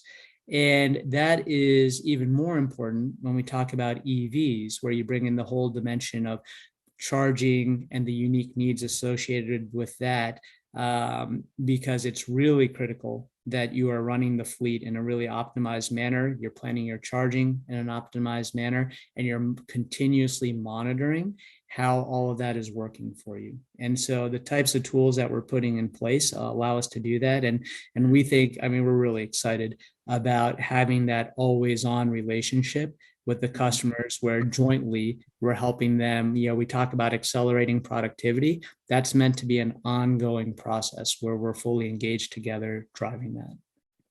In the commercial space, not necessarily just EVs, how many vehicles usually sell on an annual basis? So if we look at like last year and then that class 1 through 7 truck and van space, typically over 1 million units in the US. Can you imagine having this kind of always on relationship with 1 million units? We're definitely imagining it. Now, sadly, not all those 1 million units were ours, right? We had roughly a 40% share of that, but still that's still a lot of vehicles. It's right? a lot of vehicles. It's a lot of vehicles. And look, and they're constantly being added to a fleet with a lot of units in operation, right? And so our vision absolutely is to be able to support entire fleets out there. So both the new vehicles that they're adding, but we've got ways to actually support earlier vehicles that are already in operation as well. But as we move forward, the more the fleet that can be put onto this type of telematic solutions and software management solutions, the more opportunities open up for finding, areas where maybe there's either waste or inefficiency, or there's costs that can be optimized. And it happens on so many different levels. So that's a piece that we're really excited about. Now, I ask this question because traditionally the manufacturers had not had this, had never gone in this direction before, right? So this is it's a new thing, and definitely challenging. When you start having larger and larger fleets that you're dealing with, and one of the questions that came up from the audience was, and it's kind of related to this, how can fleets perform maintenance and repair on the electric vehicles? Is that something that you guys are considering as well? Absolutely.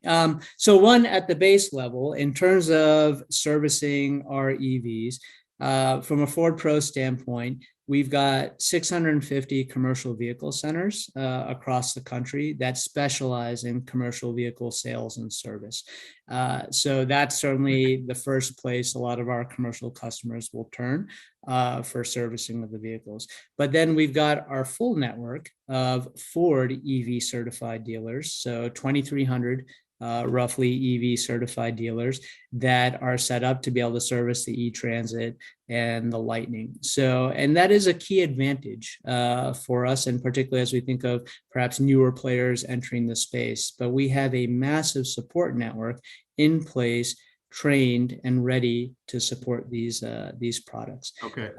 Now, another piece I'll mention there is, and this is again part of new dimensions of service and elevating the relationship with customers, we've made a big push into mobile service. So we are targeting having roughly 1,000 mobile service vans operating this year.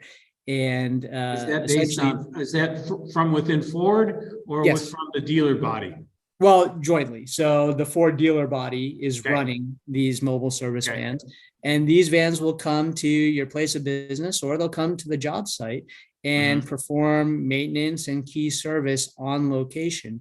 And this is a tremendous benefit from a productivity standpoint, because if you think of a normal, and think maybe of a small business, if they have to bring a vehicle in for service, they have to have 2 individuals take time out of the day to drive over, drop a vehicle off, bring the other individual back. That's a lot of downtime that's not being used productively, right? So mobile service can come to a depot location, handle 10, 15 vehicles if it needs to be in one visit, and it's a tremendous gain in efficiency. Now, will there be training available for the larger fleets that like to do their own work? We do have unique arrangements with larger fleets, and you're right, there certainly are larger ones that prefer to do in-house service. Although in the certainly in the early stages, and as it relates to EVs, any larger maintenance, we expect they will be turning to the Ford network for support on those. You mentioned cloud connectivity as a potential challenge. Well, why do you see that as one of the things that you're concerned about? Well, for our standpoint, it's an opportunity. So all of our software platforms that we're putting in place are cloud-based. And so that's the premise of how we're doing the connection between vehicle and the fleet managers and our central operations. The challenge is when you look at it from a fleet manager's perspective, the things that they have to be thinking about as they think about the transition to EVs, putting in their charging infrastructure, ensuring that charging infrastructure is connected, typically through the cloud, to both their vehicles, but also to however they're managing their operations. There's a lot of complexity involved in creating all those linkages and ensuring that they work seamlessly. That's part of what is making fleet managers really nervous about some of the transitions. And that's what we're saying at Pro, is that we have these solutions set up to make it easy and seamless for you.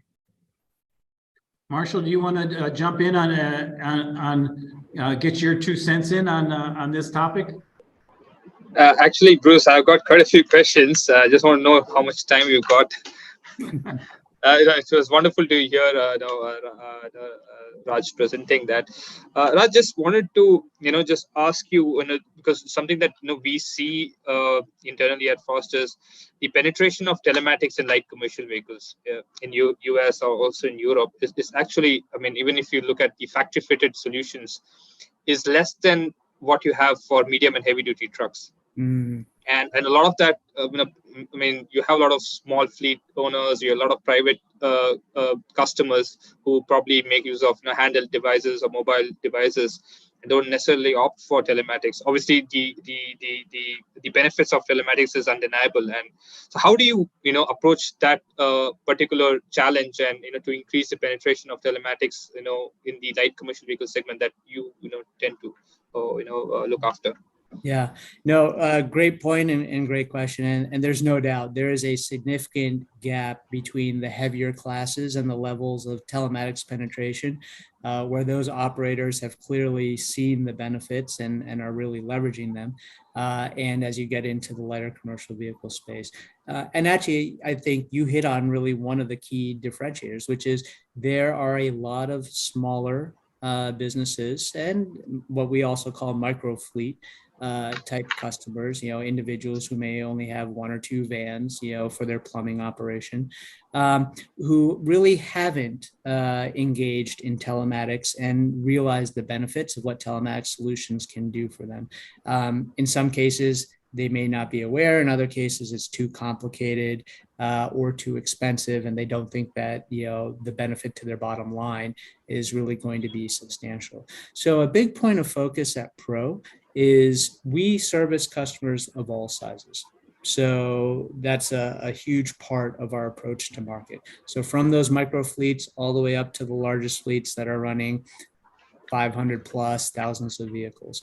A particular focus on telematics growth is about working with those small and medium businesses, helping them see specifically what types of operational benefits the telematics can drive, making it very accessible in terms of kind of the ease of use, the price points, et cetera, and getting them engaged. And I'll note, and one example of that, on our EVs, and because we do believe that telematics is really critical on EVs to monitor the vehicles, monitor the charging and the utilization, we actually include 3 years of our e-telematics service on our e-transits and on our Lightnings.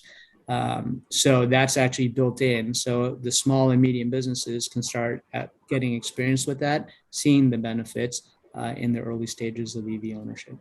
So these are standards basically for all the EVs are going to come with a telematics factor. Okay. Correct. Okay.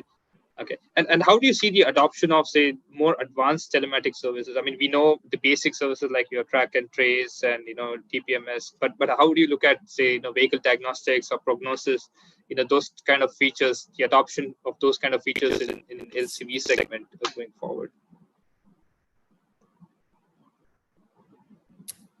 And sorry, Marshall, I'll apologize. I missed one portion of your question. I think you were talking about the more advanced. Yep. Can you repeat that? Yeah, part? the most advanced, more advanced telematics features like your vehicle diagnostics, vehicle prognostics.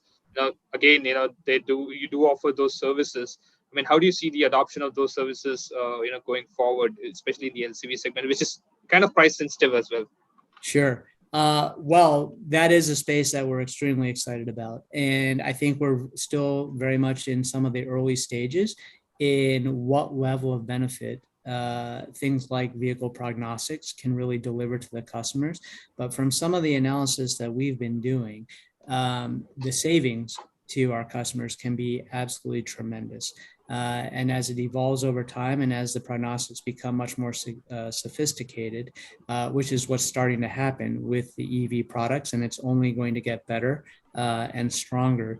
When we lay the business case out for our customers, we think it's going to be extremely compelling, but it's a huge point of focus for us right now. And so while you'll see that space in particular, I think evolve a lot over the next few years.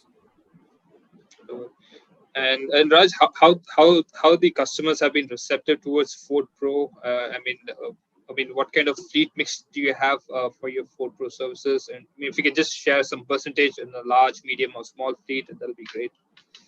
Well, I'll say for Ford Pro overall, and as we've really launched the brand and now started to build the business more as a distinct unit, a lot of excitement from customers who really recognize the need, and this is something they've struggled with. They have had to go to so many different providers for different types of solutions to run their business. So the concept of having a one-stop shop that can help them seamlessly integrate and have a set of solutions across is extremely appealing.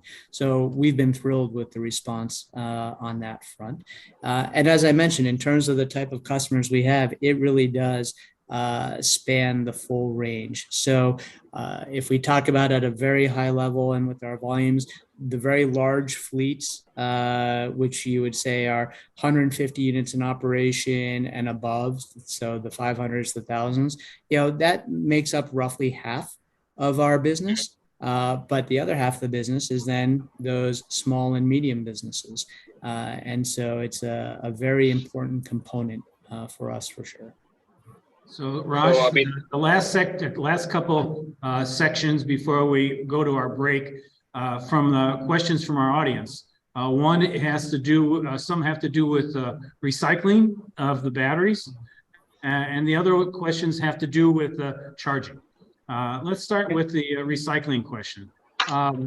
Have you considered recycling the batteries from the vehicles that you're selling, or is that something that is kind of up to the owner? So I'll note two things on that front. There's a lot of work happening in terms of recycling, battery end of life, battery reuse. So we'll have more announcements in terms of specific plans and specific options as we go forward. We haven't provided a lot of that detail yet. We're at the very early stages of getting these EVs out to market, so there's a little bit of time for that. But we've also announced our partnership with Redwood Ventures, if you're familiar with that group, led by JB Straubel, and really driving a lot of very innovative work on that front for reuse, recycling, and full life. And so there'll be more to come again in future announcements on there. Yeah, it's a crucial part of the future of EVs. Getting enough volume for the recyclers to make it a profitable business, as well as bringing these old materials, putting them into new batteries. Obviously, we've been doing a lot of work in this area and tracking the investments that are being put into recycling. It's dramatic. is dramatic. It's that a the really recycling important plants- issue. Yeah, the recycling plants are actually being set up near the manufacturing plants, so that the materials are going right from there. They have to go through processing after recycling, but then processing back to the manufacturing plant for cells and for battery packs. It's just the amount of investments now. It's a fun time to study the industry, just because there's so much new stuff coming down, and particularly in recycling. Do you see the commercial customers putting the kind of like the recycling of their batteries into a TCO analysis? I think once there is, I'll call it more defined kind of pathways and options laid out for them, I could absolutely see that becoming part of their TCO analysis. The reality is commercial customers in general are very sophisticated in terms of thinking through all the elements of their costs and how that flows to the bottom line. So when they think about EVs, if they're going to be mechanisms for recycling where they can capture or recapture, specific benefit from the battery packs in their EVs, I think they would absolutely start building that into the calculations. Okay. The next set of questions, we had a number of questions about charging. And you mentioned, you showed a slide that showed that, that you're capable of putting together a package for a buyer or a fleet to meet their needs. And that probably means level 2 through to DC fast chargers from 400 volt to 800 volts, right? To having and everything in between, right? What are you expecting in terms of uptake for these different types of versions of charging? Well, I'll say as we work with commercial customers, we're typically focused on level 2 charging for their daily needs. And our EVs have all been set up so that they can easily charge on level 2 overnight. So whether you're talking about the Lightning or the E-Transit, both of them are capable of recharging effectively fully overnight on level 2. And so from a cost standpoint, and when you think about depot infrastructure and also the infrastructure required to support the power levels, being able to charge a fleet on level 2 has a lot of key advantages. So the expectation would be that will be sort of the prime path for a lot of the charging infrastructure going in, with the DC fast charging available as needed and on more of an occasional basis rather than a daily basis. So that's at least the approach that we're taking with Ford Pro Charging and most of the customers that we're working with. And you mentioned something like 75,000 charging points. Yes, and our Blue Oval Charge network. That's public charging. That's public charging. So our Blue Oval Charge network essentially brings together charging infrastructure across the country. So we're partnered with Electrify America, ChargePoint, many others. Okay. And so their networks are seamlessly integrated into our Blue Oval Charge network. So you don't have to have individual subscriptions or individual accounts or anything like that. You have your one Ford account, and that gives you access to that entire network and allows for all the central billing and seamless operation. Yeah. That's very helpful because you can see that it can create some chaos here. It would absolutely create chaos if all your individual operators had to go out and try to work through individual accounts and billing and such. It could be a big mess. Yeah. Are you some of the manufacturers are talking about or already doing it, setting up their own charging networks at least within the Ford Pro story? Were you considering that? So right now, in terms of public charging networks, the Blue Oval network is our core focus. We have made announcements about as our dealers continue to evolve and on the EV path, that dealers will become another key location for charging availability. So our Ford dealer network will be locations for charging that's available as well. So those are the key focal points for us in terms of the charging that we're offering. One of the questions from the audience had to do with next generation charging. Something like wireless charging or solar roofs to generate electricity. Are you guys looking at that? We've absolutely had teams looking at that and working on that. What I'll say in the near term, solar kind of panels on the roofs absolutely can provide some degree of benefit, but as we've typically looked at it in a lot of the applications, the cost versus benefit has not been that compelling in terms of how much charging you can get from the solar panels you might put on the top of a van, for instance. And then there's other trade-offs with, certainly certain geographies it works better than others. Michigan's not the sunniest place a lot of days, so it can vary quite a bit. So maybe more to come on that front. Yeah. Marshall, did you have anything you want to add on this topic? No, Bruce, I'm good. Okay. Last question I have for you, Raj, is a little tricky one here. You mentioned that Ford was putting together the development of batteries for Ford, and that, did you say 129 gigawatts? That 129 gigawatt hours of capacity, right, going in, yes. How much do you think you're going to need when things are, well, you've got early transition time, you've got the transition going, medium or 50%, something like that, as you go into higher levels of the fleet that are electrified. Do you have any estimate of how much you're going to need in terms of gigawatt hours just for Ford vehicles? We do. We don't share those publicly.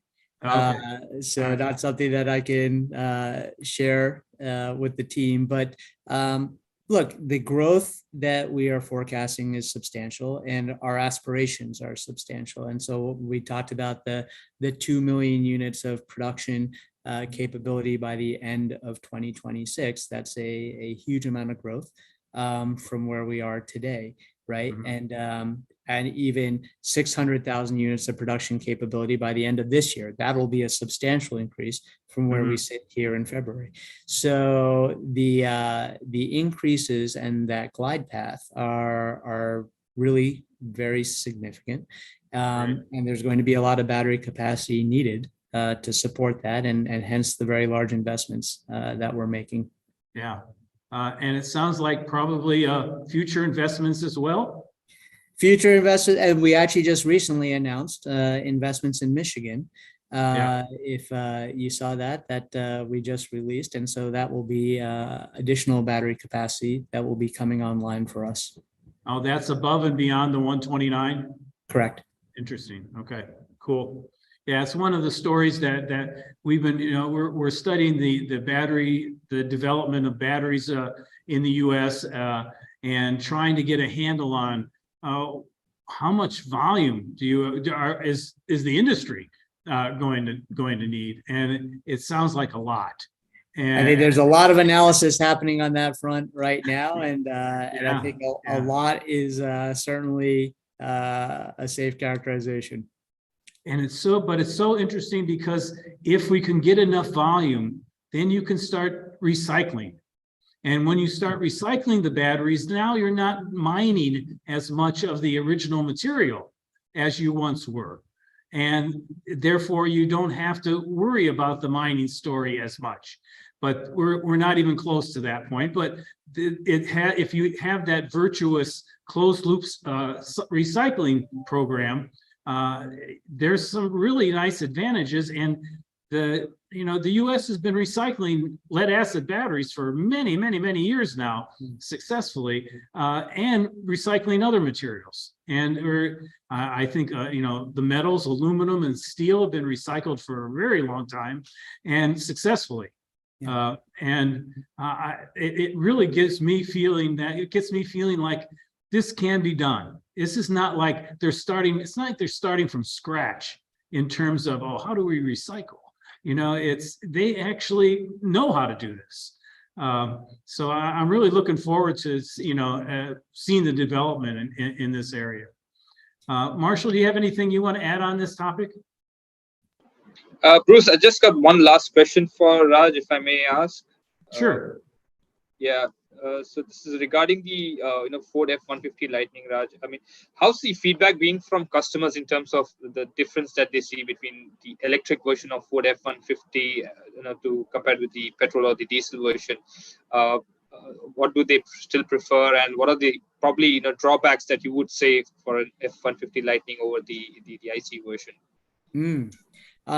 Well, one, I'll say, and for anyone who hasn't had an opportunity to drive an EV, absolutely suggest that you take the opportunity to do so. The driving experience, people absolutely love. The instant torque, the acceleration, just how unbelievably quick and effortless a really large truck like the Lightning can feel and be is tremendous. And then there's a number of advantages in terms of I'll call it the noise and NVH, just how quiet and smooth the truck is, as well as the ride and handling have all benefited substantially with, on the EV. And then the innovations people love. So they love the frunk and what they can do with that. They love Pro Power on board and the high capacity. They love the more advanced interior where we have a 15.5-inch center stack screen for their interface. And so a lot of great customer feedback for the truck holistically. What I'll note about drawbacks, and this is really important, and it's as we think about the EV transition, the Lightning and EVs are not for everybody, and they are not for all applications. And if we think in the commercial space, if you are in a heavy towing application every day, towing heavy loads and long distances, then EV is probably not the right application for that, right? And so you really do need to think about the use cases and fit it to what works well with EVs and what still works better perhaps with ICE. And so that's a really important part of the discussion and the decision. Very good, Raj. I think that's a good place for us to end it, because it was really nice. It's nice to get that comparison between the ICE Lightning, ICE F-150 and the Lightning. So that's a good one.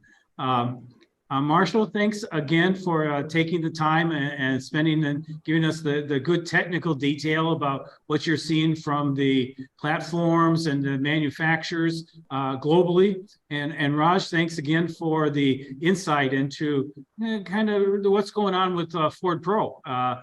I admit it's not something that I was as familiar with, and one of the reasons I wanted to bring you guys on board to tell me as well as our audience what's going on with Ford Pro. So thank you to you both. We'll take a 15-minute break now, and we'll come back in just a little bit to talk about mobility as a service. All right, take care. Thank you. Thank you, Bruce. All right, welcome back. Our second part of our conference today is looking at mobility as a service, a topic that we've been looking at for a number of years in our new mobility conferences. We've tracked new mobility through mobility as a service across the globe. We've seen the applications that have been created because of as part of mobility as a service, and we've got a couple of speakers today that talk about their experiences, current experiences, and this is kind of fits into our theme of the post-pandemic new mobility strategies. And our two speakers will be focusing on that and what's going on right now and what they're expecting in the future. When we look at what has happened during and since the pandemic, it's the story of working from home. It's become so popular during the lockdown that it's happening more. It's not going away. Let's put it that way. All four speakers that we have today are presenting from home. And you can see here from some of the research that's been done, 92% of people expect to work from home at least one day a week. 80% expected to work at least 3 days from home per week. Another from Slack talks about 9,000 workers in 6 different countries. 72% workers preferred having a hybrid remote office model. In PricewaterhouseCoopers said out of the 1,200 US workers they interviewed, 72% said of them want to keep working from home at least 2 days per week. So this is something that's affecting public transportation and ride sharing. In New York City, are looking at what has happened in terms of their subway and bus use. They're at around 67% of what they were pre-pandemic in terms of their subway, and about 63% of where they were in pre-pandemic for buses. Let's see here. In Chicago, they're averaging about 60% of pre-pandemic ridership for their Chicago Transit Authority. And when they talked about what they expected in the future, they said it would remain significantly down for the next few years, with only a 75% recovery forecasted by the end of 2025, again in Chicago. In transit, public transit in Europe, and Roelof will probably be able to speak to this as well. They've had pretty strong recovery, but it changes. It varies. In France and Germany, they've had good public transport. It's made a pretty good comeback. On the other hand, UK and the Netherlands, where Roelof is based, they say they're struggling to get people on buses and trains. And that but in France and Germany, there are a couple of main factors that are supporting that. The French government has banned domestic flights where there are rail routes, and the German government's created a full day train pass for only €9. On airlines, they're talking about the average amount of seats is still 12% less than it was in 2019 before the pandemic, and they're estimating it's going to be, even though it's improving, it's still estimated to be 33% higher than last year. So there probably looks like airlines are recovering better than some of the others. This is a graph from 1945 to 2022 of world passenger air traffic. And you can see that it's dramatic, of course, because of COVID, upticks in all areas, and they're expecting growth in the near future. Bike sharing and e-scooters are part of mobility as a service. That they've grown throughout the world. This is from the U.S. Bureau of Transportation Statistics. Is looking at showing the growth of dockless bikes and also of docked bikes over the last few years. And again, still pretty good sized growth. This is something that really hasn't been hurt as much as some of the other modes of transport. When you look at the car sharing story, you got Uber that has its revenue increased dramatically in 2021 and into 2022, but their profitability has not quite reached break even yet. Uber's been going into other areas. They've been starting to go into deliveries and also rentals, car rentals. So it's they're looking at other ways of trying to make themselves profitable. Lyft, as well as is in the U.S., has their revenue has grown dramatically in 2021, 2022, but their profitability is not there, not yet. And actually, it's been decreasing in 2022. We haven't seen them go into other areas of for example, delivery and other areas that they maybe would be able to raise their profitability. Short-term car rentals and car sharing. We've got a variety of programs here that I'm not going to go too much into detail. I'm going to leave these slides in our slide deck that will be available online for people to take a look at. We've got. I'm going to go to a slide towards the end here that looks how the car sharing and short-term car rentals. Car2Go was owned by Mercedes. Then Drive Now was Daimler and BMW. They went together and created Share Now, and Share Now was fully owned by BMW, and they then sold this platform to Stellantis, who renamed it Free2Move. So this is kind of how some of that has been going. Some of them are international, so that you're trying to make the move. Some companies here have been trying to do this in the U.S. and have not succeeded. But this is something that we're still going to be continuing to look at and follow. So that's my intro for the mobility as a service. And I'm going to stop my sharing. And we're going to then hear from Roelof Hellemans. Roelof, let me give you a quick intro. Now, Roelof Hellemans is the Secretary General of the MAS Alliance, as well as the founder of a mobility as a service company that has a complete open mobility chain from funding to going live. Prior to this position, he was program director for a MAS implementation at Rivier. He built his understanding of transport through his work with real estate as the director of parking in Amsterdam, senior manager of traffic management and logistics in Amsterdam, and program director for the Alliance in Amsterdam Airport and Airport de Paris. Roelof, thank you for joining us. Thank you, Bruce. Good to be, and thank you for inviting me. I will start sharing my screen as well.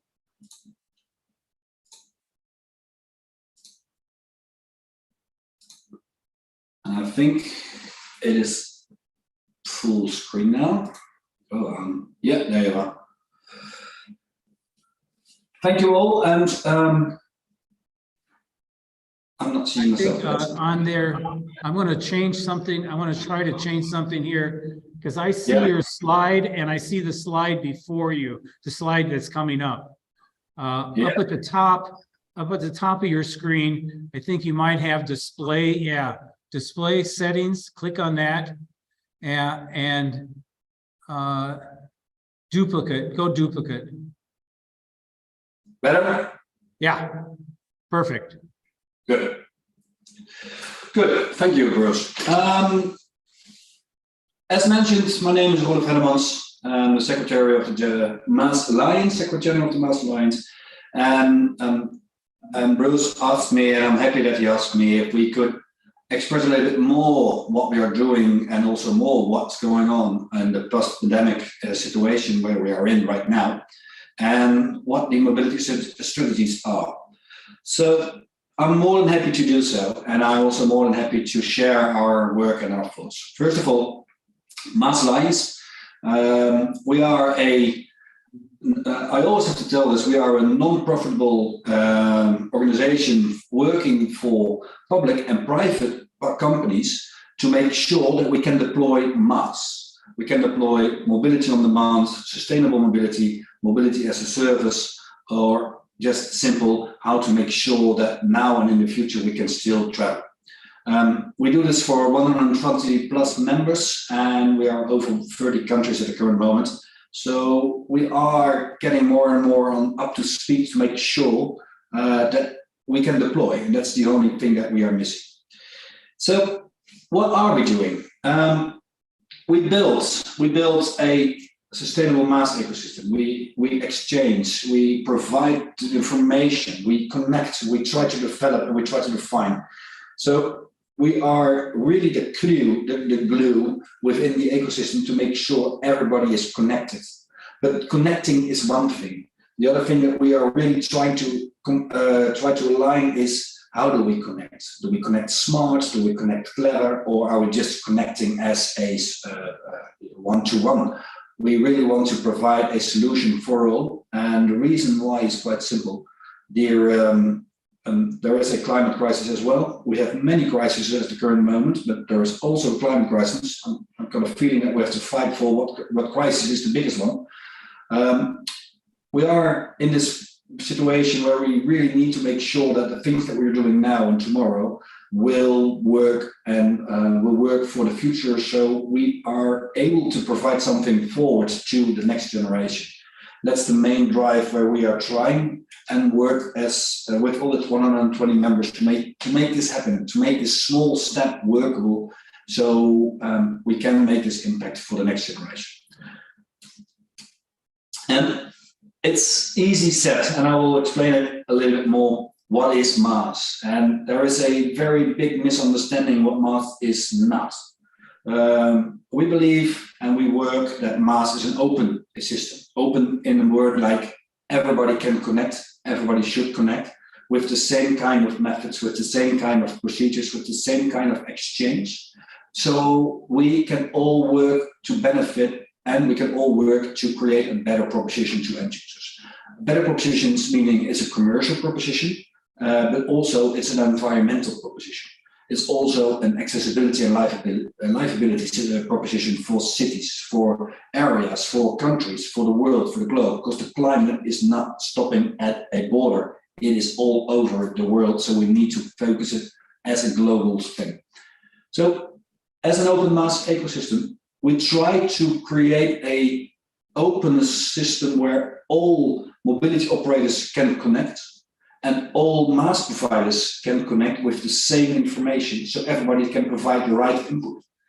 And that's where we think it's not really going well, because there will never be one winner takes all. There will never be one app. There will never be a super app. There will be one proposition. There will be one solution, and that solution will be provided to all apps. And that's the real thing that we are facing right now. And I will go a little bit more in depth with that one. And Ruud asked me, what's going on? Because we have this great situation with COVID, and what did you do within Europe? What do you see within the world, in the globe, and what are we really facing? A small life cycle for MaaS. 5 years ago, we started with this hype called MaaS. It's a hype because we've been doing transport and mobility over the last 200 years, so we will do it and we will keep on doing it. Right now we call it mobility as a service or on demand. We will continue to make sure that we can move. So with this hype, and the reason why this hype was created was mainly due to the fact that Technique was able to provide you with better information, better propositions, direct communications. So we saw that from the introduction, things were getting there a little bit more and more. And at the moment that we were upscaling with real projects and real deployments, things were looking very good. You could all remember the reports with the kind of value of MaaS and on demand, and the billions were flying all over the air because it was a booming business. It's still a booming business, but it's not about money. It's about the environmental impact. So we saw that from the moment that COVID hit us, and really from the first moment that COVID hit us, there was another perspective. We had to realign with what we are doing. Realigning of making sure that we can inform the users, the passengers in the right way, inform them on what they really need to do, And there were some other really important actors that were involving if a user wants to travel or not. Meaning, do we have the occupancy rate of the business hours, the people who are in a transport operator? Can we share it? Can we open it? Can we provide all users with the right information to make sure that they know that they can travel safe, or they should not be traveling at all? Can we inform them in such a way that the information is trustable, is reliable, and they can really trust in it? The trust factor is so important. But it also means that while we were opening the backend and sharing all the occupancy rates of all the modes, you could see where the competition could focus on. So there was a really key element where we had to really make sure that we were not opening it all up to open it for all the competitioners as well. So there was a level playing field, an open level playing field, what was so fair that we had to make sure that we were not throwing away the child with the water. Meaning, how do we convince that we are still doing a right job? And this was the point, this is still the point where we are right now. COVID is behind us, and we hope that we will stay behind us, but we can still learn from the elements that we've proven within the COVID period. So how to make sure that the information is correct, how to make sure that we can provide the right tools, how to make sure that we can provide the right propositions in such a way that we can serve users. And Bruce just mentioned the €9 billet within Germany. So everybody can travel in Germany for 1 day by train for €9. And that was a good example of how to get the people back into the public transport. There's only one sad thing about that one. 3/4 of the people were already public transport operators. So we tried to convince car users to go by public transport. That is not the case. So we had to do something else, and they're now coming with a all public transport ticket for 1 day. So they are really trying to convince people, please use public transport. And it's not about use public transport. They say, please don't use your own car, and there are other solutions. Now we'll get back to that phrase a little bit more. Another one is, what if we don't do what we've done during the COVID? And what if we're not learning from, not getting the learnings from the COVID period into the next phase, into the next proposition phase, which we're heading for? Then we can continue the business as we do it right now, but the deployment will be zero. And we think and we believe that we will not improve. So we are really keen to make sure that the environmental impacts, which is a promise, it's a promise which every leader in the world is mentioning, and every human being should know and should act to it. We are able to save the world, so we have to make sure that our common goals are being represented to the next generation. And that's where we are right now within the deployment. And I thought, let's do a little bit of a game, but I'm not sure if I'm going to do it, because I'm a little bit afraid that we have a technical issue. But I'll explain it to it. Meantime, no, I'm not going to do it. We started MAS, and I think everybody know that, with 4 levels, and actually 5 levels, because 0 is also a level, of the maturity of the MAS ecosystem. And I wanted to ask you through this form where you think we are right now. But I can already explain to you where we are. Unfortunately, we are still somewhere behind. Oh, hold on. We are still somewhere 2:3. This is where we stuck. So integration of information, that's something what we saw COVID really pushed, and that's improving. Not only about the multimodal traveling planning price info, but also about occupancy rates, about the safety, about the environmental, about the cleanness of public transport. That's very good. The next trip about integration, booking and payments. Within a city, sometimes, yes, there is one integration of a booking system or a payment system. On a national level, no. On a continent level, no. On a global level, no, there's none. So we really need to focus on those elements. And the real issue here is not about how can we make a reservation, how can we book, how can we pay. The real challenge is how can we integrate the modes? How can we make sure that all trains are connected, all planes are connected? And if there is a user who wants to decide how to travel, he's always traveling in such a way that he knows what the environmental impact is. He knows what the time of traveling will be. He knows what the cost will be, and that's the main driver. And the convenience, how to travel. So we are really in the next phase, and that's where we are right now. If you can integrate, and we will still putting on that, and you want to make sure that you can provide the right information, you should integrate the services. You should really try to focus on what the needs are of the user. And this is not there yet. And we should be mentioning level 4, because that's a long way that we should keep on pushing, because in the end, we believe, the Maas Alliance is a big, huge fan and believer in only if you are together talking between public and private companies, talking about what's the best proposition for a user in case that the environmental impact is as less as possible, or the car users is as less as possible. So really combining the proposition to make sure that the livability and accessibility of a city is really something that you can see and you can believe on and you can influence. That's where we really want to go. I will do the link a little bit later, and then we can see on that one. So what's needed? And this is something we've been starting to work on for the last year. Open Maas ecosystem is great. It's a tool. It's not meant to be a tool. It's meant to be the change of a way of thinking. And we want to change the way of thinking to create better cities, to create better places to be in, to create accessibility for all. Transport and mobility is something all people should have access to. We are also huge believers in make sure that you do it wise and not push more and more in of something that's not being used. So how can we make sure that public authorities and private operators or mobility operators are working together? Because in the end, there is one goal that all should work for, and that's creating these better cities. If there's a better city, more people will come, mobility providers will benefit. We saw Uber. I just heard this week that they are making the first amount of money, so they are going up there.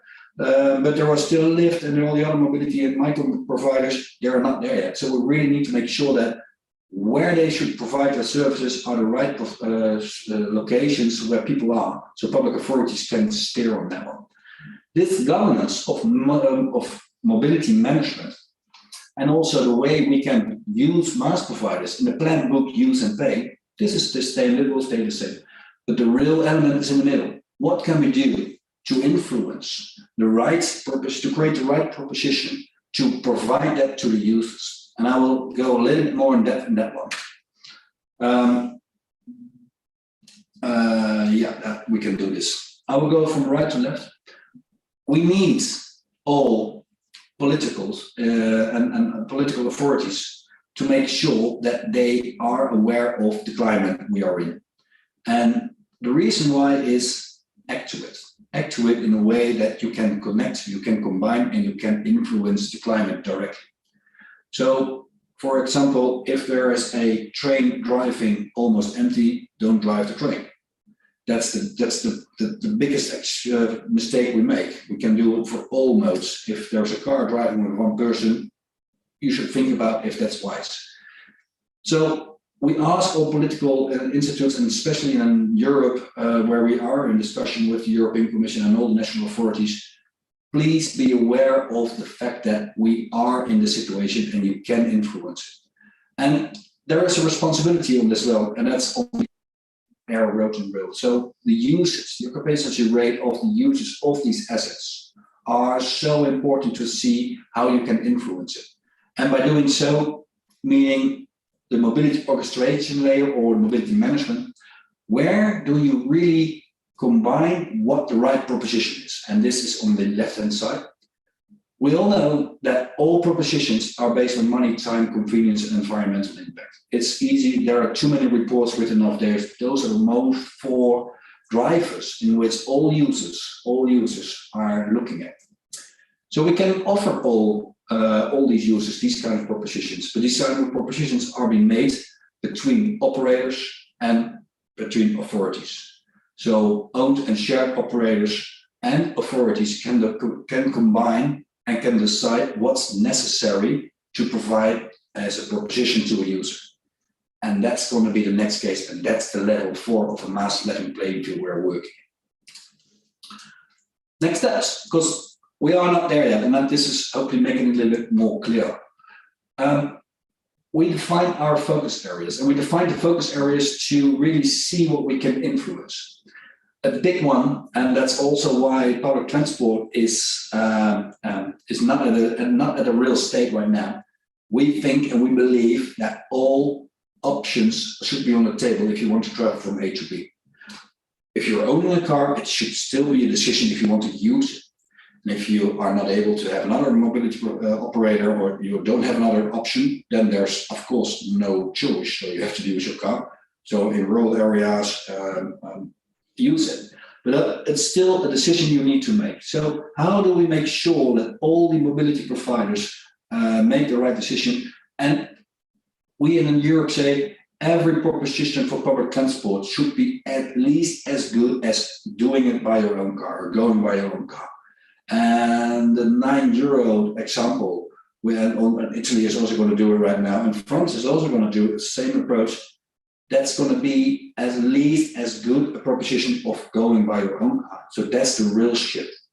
By doing so, we still think that we can reach out to all the people and make it as easy as possible to use, so you can use it. I will a little bit later go into that, why that is so important.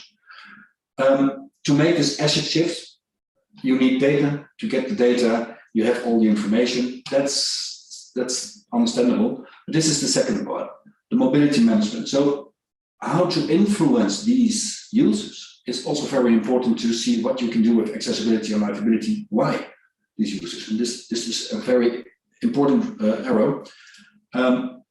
If you think about the demand and supply of mobility, we are pushing a lot of assets into the eco chain. So we not really see what the necessary demand is from users. We just push more and more in, and we think it will be used. Although it could be electric vehicle, electric buses, trains, we just push it in on a time schedule and thing, and people will use it. Well, yeah, they will, but we can optimize it. We think and we believe that we can make it more attractive. We can make it more usable for every people, and that's the next step. And that's also very the point that I learned from you. What can we do when doing this? And let me work from the left to right to left. We discussed this many times with the European Commission, and I think I also discussed it in Los Angeles at the ITS World Congress. Every European person have the right to travel. We should provide them with the right to travel. So how do we make sure that we can provide them with access to mobility? Not if you're rich or poor, but everybody should have the right to travel. It's not really important if it's for work or leisure. You could travel, you want to travel, there are the options. So what can we do to make sure that everybody has access to mobility? And what can we do to make sure that we can influence the mobility chain to make sure that we can provide the right proposition? And what's also important is how can we make sure that we are optimizing the mobility options, so we don't throw in a lot of empty public transport modes, but we can use it in a better way. And these are the elements where we were thinking about, for what can we do? What can we learn? What are we doing right now? And then you go to the next step, and that's what's really needed. So we have the three stakeholders, the B2B, the B2G, and the B2B, and the events, the time observing, and we learn from what is the journey, what is the behavior of the people, what are the prestige of traveling in a mode, and what are the elicities to make sure that they're using it. So we are really learning from the €9 ticket to see what the impact will be on the users. That's why we know that car users are not going into the public transport, so we need to do something else. The output of this one is the proposition on the marketing based on cost, time, convenience, and environmental. And then you still have your proposition. But there is something interesting, because we also know that if we want to, and we will be a level 4 mass level playing field, the famous, we have complete control of all propositions. We can also provide individuals with a 100% discount or a free use of mobility due to the fact that we know them. We can provide them with a budget, and they can use it wisely. So there is a way we can identify what persons needs, what persons are in a position where they don't have to pay, or we can provide them with a funding to make sure they can use mobility. And that's the next step where we're working. Knowledge loops and all. This is something I'm not doing by myself. Within the Mass Alliance, we have 3 working groups. Of course, technical standards, we are continuously working on how to connect, how to make sure that everybody is looking at the same kind of information. We do this with a lot of experts, also from out the United States and Canada. The Open Mobility Foundation, the data mobility is also part. This standardizations of CEN and ISO, we're also taking part to make sure that we know and we can provide the right input from the market, and we can transfer that into the standards. And that's very useful because the time to market is decreasing. And our motto here and our really angle to reach is we want to try to connect all modes within 24 hours, and all modes meaning on an operational level and on a commercial level. So there's within 24 hours, we want to connect you and you are operational. That's our goal on the technical standards. On the governance and business models, if you want to work on mobility management, we really need to focus on what's needed as a role, what's needed from a governance, what's needed for the business model to make sure that the private companies are also able and can continue to work as they do. But the governance look at the way that we can provide better propositions for end users. So this is a really important one where we focus on inclusivity, but also on accessibility and livability of the areas where they are responsible for. And the users and rules. What are the users? What do we need from the users? How can we serve the users? So we are really trying to focus more and more on what we should do, and that's the output of the ecosystem. We do this together in monthly and bi-weekly grids. And I can also really invite everybody to have a look at the website. At the current moment, we are publishing quite a lot of white papers to make sure that we share the things and share the ideas we have. Promotions, monthly newsletters, and social media, and of course, very important, we are here to spread the word to everybody. And I can all invite you to join this ride, because it's a hell of a ride, and we'll not finish yet.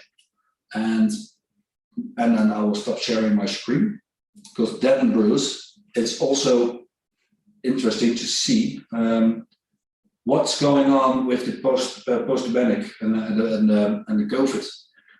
We had a little talk yesterday, and the interesting part about it is, what do we see? And what do we see from a user's point?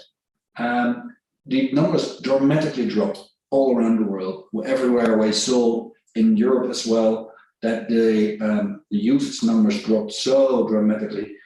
But there is a difference. What we are doing within Europe is we are really actively promoting and using marketing to make sure that people are getting back into the public transport. That's highly subsidized. We know that, but we also know that we need to have an alternative of going by car. So that's the reason why Europe is really pushing public transport or mass and with the backbone of public transport. And at the current moment, the numbers are they are 20% less than before the pandemic, but we see that we are almost there. So we'll keep on pushing it.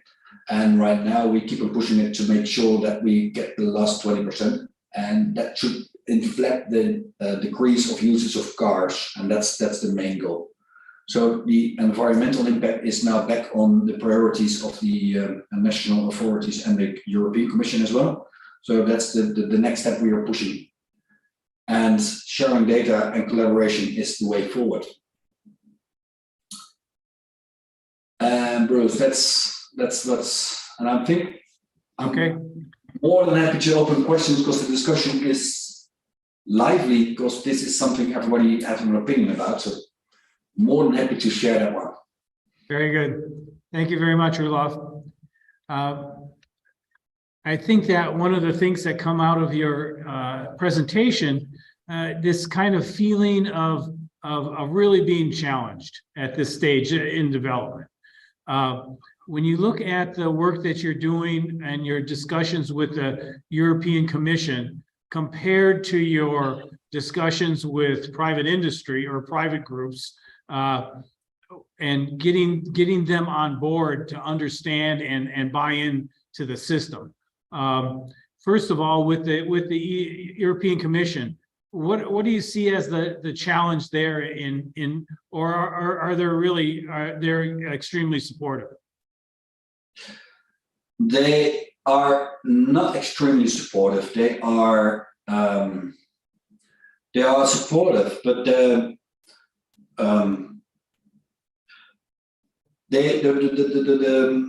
are supportive, Bruce, but they are not as supportive as we want to, because we believe that all modes are as important to make sure that users can make the right decision, and that's something else what the European Commission is thinking.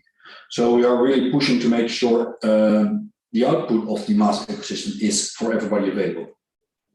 So by only providing the best solution for trains for long distance or cars for long distance is not the way forward.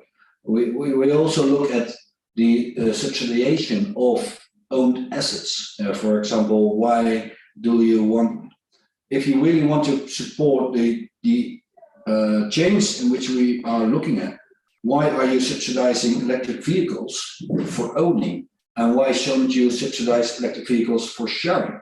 So there are still some strong powers within the European Commission who are really pushing it to the owning side of the mobility spectrum instead of the usage side of the spectrum. So we are still not there. And another one is the, I don't have to explain that one, but the tickets or the payments or the operators industry, they are massive. They are massive and they've been investing for years and years. So it's not that simple to just say we need to change the way you've been working for the last 100 years. Although it's better, we also have to rethink about their business model, and convincing them that it's also better for them is the real challenge where we are facing with the European Commission. So yeah, there is a lot of collaboration to be done to make sure that everybody is aware and feels the same about the needed change. And from the perspective of the private groups that you're working with, what are some of the challenges or some of the breakthroughs that you've had with them? We the biggest breakthroughs. No, if there is one carrot and one big pie, and we all are looking at the same pie, it's simple. Where are the people who are eating the pie? And that's exactly what we try to do with all the private operators as well. You can throw in a lot of pies and see what pie will be eaten. Or you can discuss with bakery, in this case, where the city is, where the people are, how to provide them with the right tools, the right assets in this case, to make it used. Because a private company is not taking any favor of an asset that's doing nothing.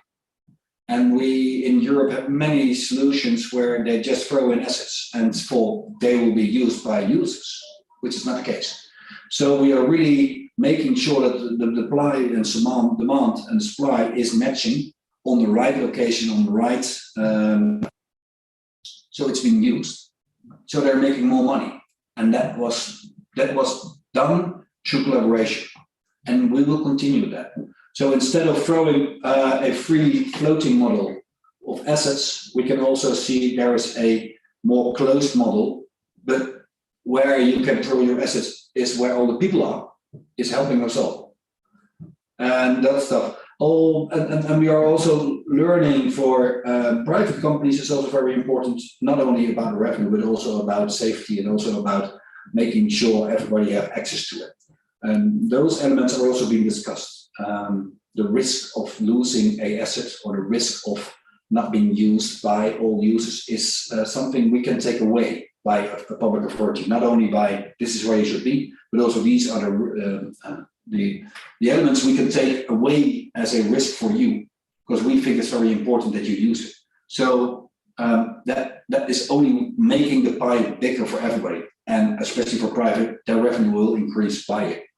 So they need to be serviced and they need to be up in operations to be a really good alternative and substitute for public transport. Thank you. Valerie, are you still with us? Yes, sir. Do you have anything you want to add to what Roelof has been talking about from the U.S. perspective? Yeah, I think there's a lot of there's a lot of variances in how mobility as a service and how the public transit infrastructure and regulation manifests in the United States. And I think there's also a lot of difference in consumer behavior in many communities. I think one of the biggest components of how the mobility as a service is regulated, as well as the efficiency, effectiveness perspective of the public transit ecosystem. Having traveled and studied in Europe and all over the world, I think that the perspective of how I rely on public transit, how I use public transit is very different in London per se than Columbia, South Carolina, or even Dallas, Texas. There's just a different mindset. We are very, as the first two speakers had amazing presentations about new vehicles, the individualized mobility, and mobility as a service rests on the heart and tenet and soul. The public transportation, that shared ride is paramount to effectiveness, to efficiency. And I think in the United States, that public transit fabric, if you will, varies dramatically depending on where you live in cities, as well as just the reliability, on-time performance, the cost. If you've been to DC, if you've been to Detroit, these communities are dramatically different in how the public transit is a part of the ecosystem of the community and a part of the fabric of government and a part of the fabric of how we have meetings about when we build hospitals, how we have meetings about when we build industrial parks. And in the US, a lot of times public transportation isn't at that initial table. You're kind of brought in at the end to say, okay, well, we built this huge industrial park or this huge manufacturing complex. How are we going to get people here? The public transit wasn't a part of that conversation. The same could be said for food banks. Many times food banks and shelters for individuals who are experiencing homelessness, they're not built on transit lines because they're the ability to afford the public transit or to afford real estate on the public transit line for those kind of costs is very challenging, or again, not part of that initial conversation. And so I think the US has a long way to go just in terms of building up the robustness of our public transit ecosystem so we can have some of those same conversations, but the regulations around how public transit is managed and held accountable and grown and funded are very different in the US than in Europe. And those kind of things are impacting how some of the MOS is manifesting in North America or in the US. But I think there's definitely so many things that the US is learning from the EU to be like, okay, that's how, okay. And then we've got to go, all right, but then US DOT FTA regulation, this, and then paratransit Title VI equity access, this, and then this is a private business. These are private industry partners. We can't quite put the, if you will, same kind of governmental triggers in place that you could, like, for example, when Finland passed the legislation and the regulation that enabled MOS, that wouldn't pass in Texas in in a long time in the United States. So I think the local dynamics of the politicians also have to be on board with shared mobility and shared mutual beneficial ecosystems for revenue sharing and things like that. Because MOS can be you get to pick the winners of the business ecosystem for-profit industry as well as public good. So it's this stuff just, I can tell, get excited talking about it. Lights me on fire. I love talking about it. Roelof, when we were looking at your map of the MOS Alliance implementations throughout the globe, most of them, of course, are in Europe.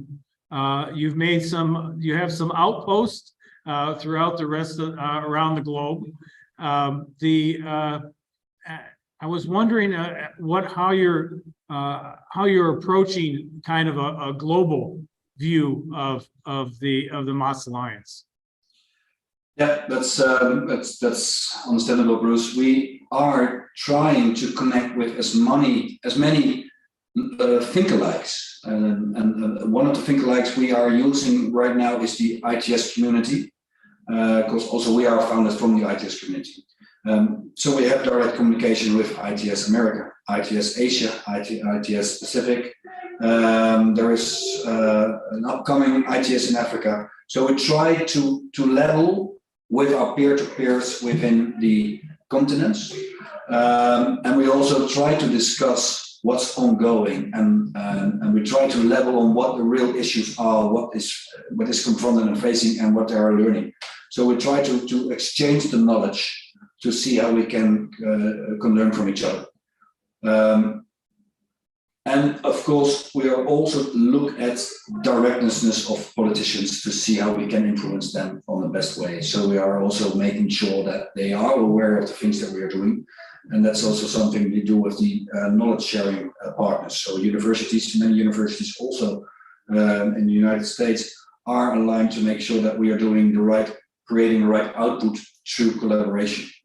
And venues, Los Angeles ITS was World Congress ITS was great to speak and learn a lot from what's going on, and that's the way forward, spreading the word.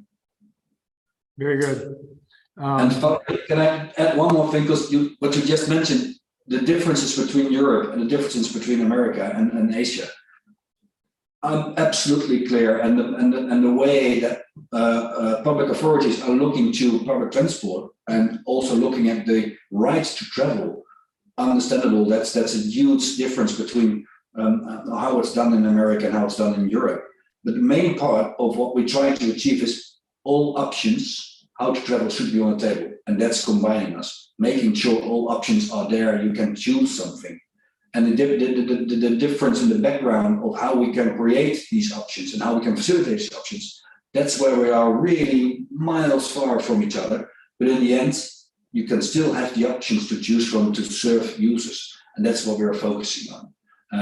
And to make that closer, that will be ideal. To make a better proposition for end users, that will be ideal.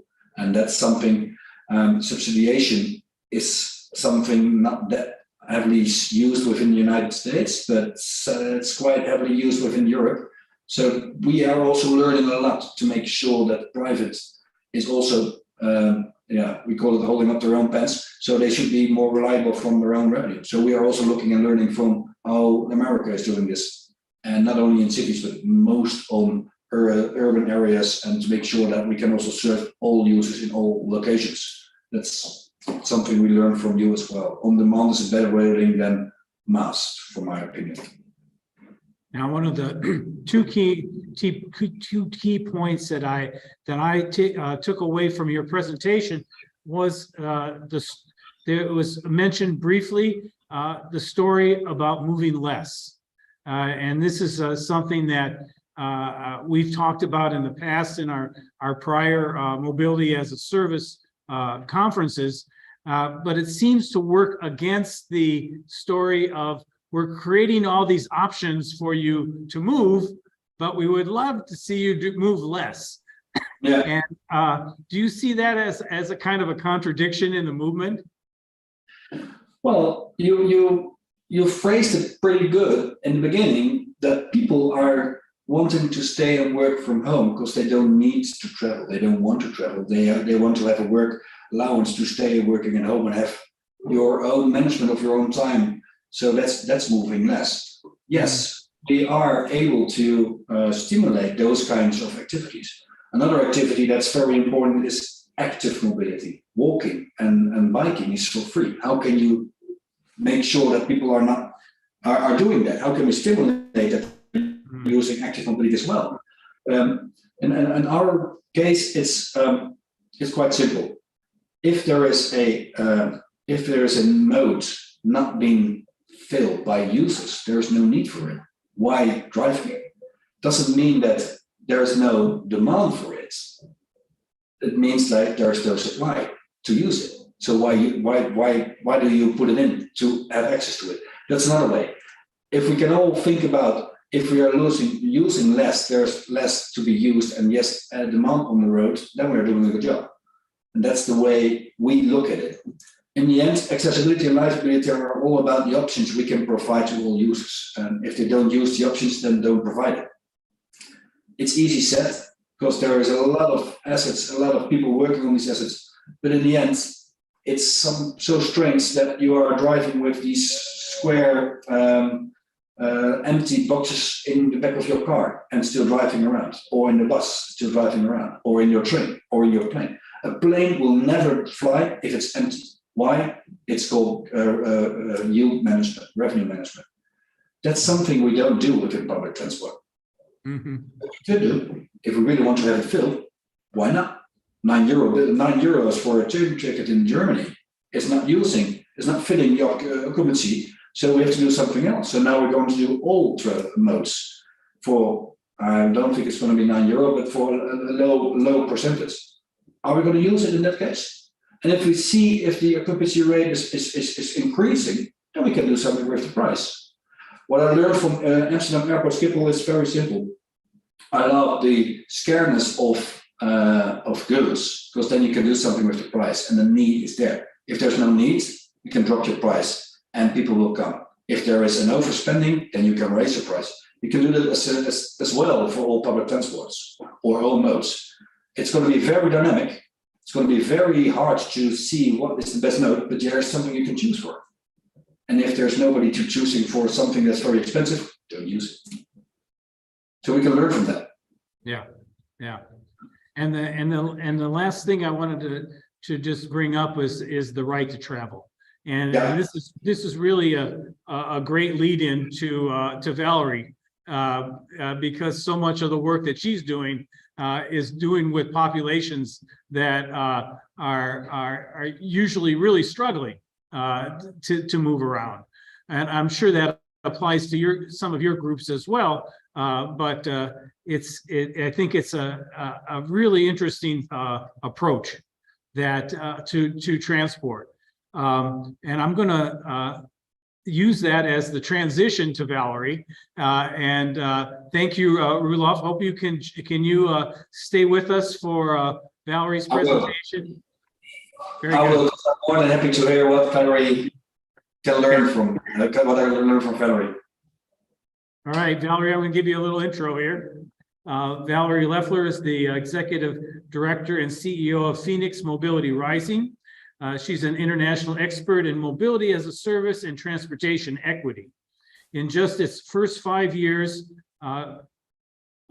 Phoenix has launched programs in 9 states with notable funders, including the National Aging and Disability Transportation Center, Easter Seals, the AARP Office of Driver Safety, Toyota North America, Centene Corporation, and the Michigan Department of Transportation. And I think Valerie also told me they have a program here in Washtenaw County. And she's been featured in Smithsonian Magazine as one of the top 9 innovators to watch. Welcome, Valerie. Wonderful. Thank you so much, Bruce, for that warm introduction. And I think the lead in for the Mobility for All or mobility movement and mobility equity, I think that's a perfect tie-in, because I think one of the conversations that's been had a lot today is about less people are working from home, or more people are working from home, less people are traveling. But I think what Phoenix is seeing and where we're really focusing on is that many times the folks who are not working from home really are relying on this service. And some of the things that have been laid bare in the COVID-19 pandemic are some of the challenges that we are having in serving those in our community. And I think especially essential workers. And so I think as we think about mobility equity and as we think about mobility as a service and what does that mean for the future, I really think that we need to think about not only folks who are working from home in positions that enable us to do that, but also we need to be thinking about how do we make sure, for example, our staff who work at the hospitals can get there? How do we make sure that folks who manage and supply critical elements of emergency management can get there, and everything in between? And so just kind of bringing that up. So what we've seen in the United States, with mobility as a service, it's almost like an evolution of focus, if I may. So instead of a really heavy focus, when MOS first came out, it was this one-stop shop for mobility where you can see, book, and pay for all your transportation options in one app. And while that's incredibly important, and while that is a fantastic vision and has been achieved, what is happening now is it's really saying, let's use MOS, but we need this mobility wallet component, or we need to think about universal basic mobility. There's a lot of conversations where it starts as MOS, but it really is saying those who need the ability to get from point A to B and don't have resources need some kind of funding to really enable that transportation to happen. So for example, the ARP Ride at 50 Plus program in Washtenaw County, when we first rolled out the program, we moved heaven and earth to get an app that was accessible for older adults and had all these great things that they were able to book independently, because older adults use their phones for internet or for looking at their grandkids on Facebook, but they weren't necessarily using it or felt confidence in the ability to book a ride online. If I'm going to chemo, I want to talk to a human. If I'm arranging a ride for an appointment I waited 6 months to get, I need that conversation with somebody to validate this functionality. And so instead of this see, book, and pay transportation options all in one place, it's really this mobility wallet that enables individuals to access resources to pay for those rides, and really ensure that if somebody's calling in on the phone who doesn't have the technical literacy, or maybe they speak English as a second language, or all the things, we need to make sure that we have freedom of mobility and equity. There are pilots that are currently going on in the United States for Universal Basic Mobility, or MOS. LA DOT, City of Los Angeles is doing a number of pilots. So this is just one, but one that's just getting ready to launch, or just launched in the December, is this pilot that's enabling 2,000 participants to receive a regular stipend that they can use to access multiple different LADOT public transit options, car, bike, the bus, so on and so forth. It's $21.7 million. That works out to about 11 grand a person. In Oakland, California, they're working on another mobility as a service pilot, 543 participants, almost $250,000. Pennsylvania, Pittsburgh, they've got a number of pilots going on as well. They really had a creative program really focusing on bike share, scooters, e-bike, public transit, 100 participants, 175 grand. But really in the US, it's saying, now that we know what this technology is and how it works, how do we take it to that next level? What's the return on investment? How are our communities identifying and using this technology? And so this pivot point has come about because MOS, in all cases, is expensive. The technology is not cheap.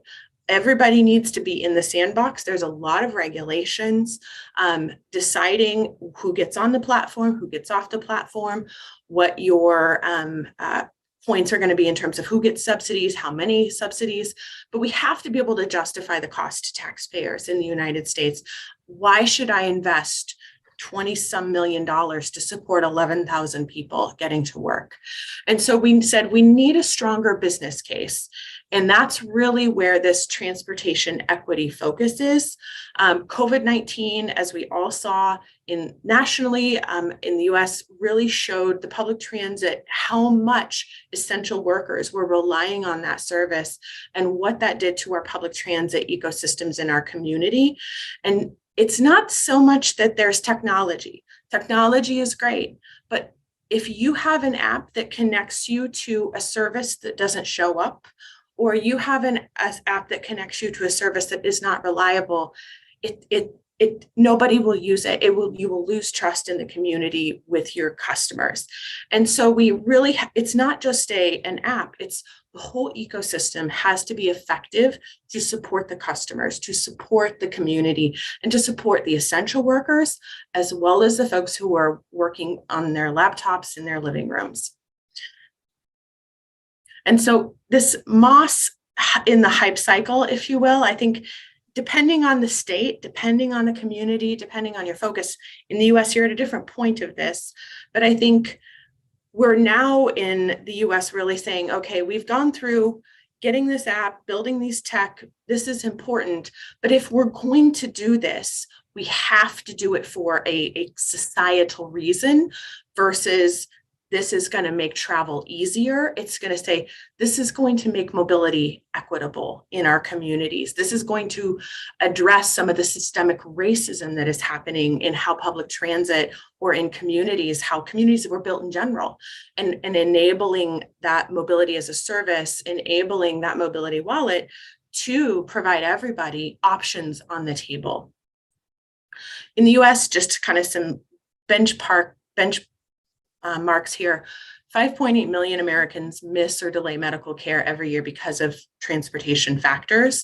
That costs us roughly $150 billion as taxpayers for exponential costs, because instead of somebody getting to a preventative care appointment or getting to the doctor to get some antibiotics, they're waiting 3 to 5 to 6 days trying to get somebody to take them. And by the time they get there, they need to go to the ER and they can't breathe, and then they need to be hospitalized, or one of many cases. There's a family that I was talking to in Texas, and they live in a very rural community, and the little boy fell and broke his arm. And it was 3 days before they could get transportation to the doctor from a friend or a family member to help get their son into work. So this affects older adults as well as children.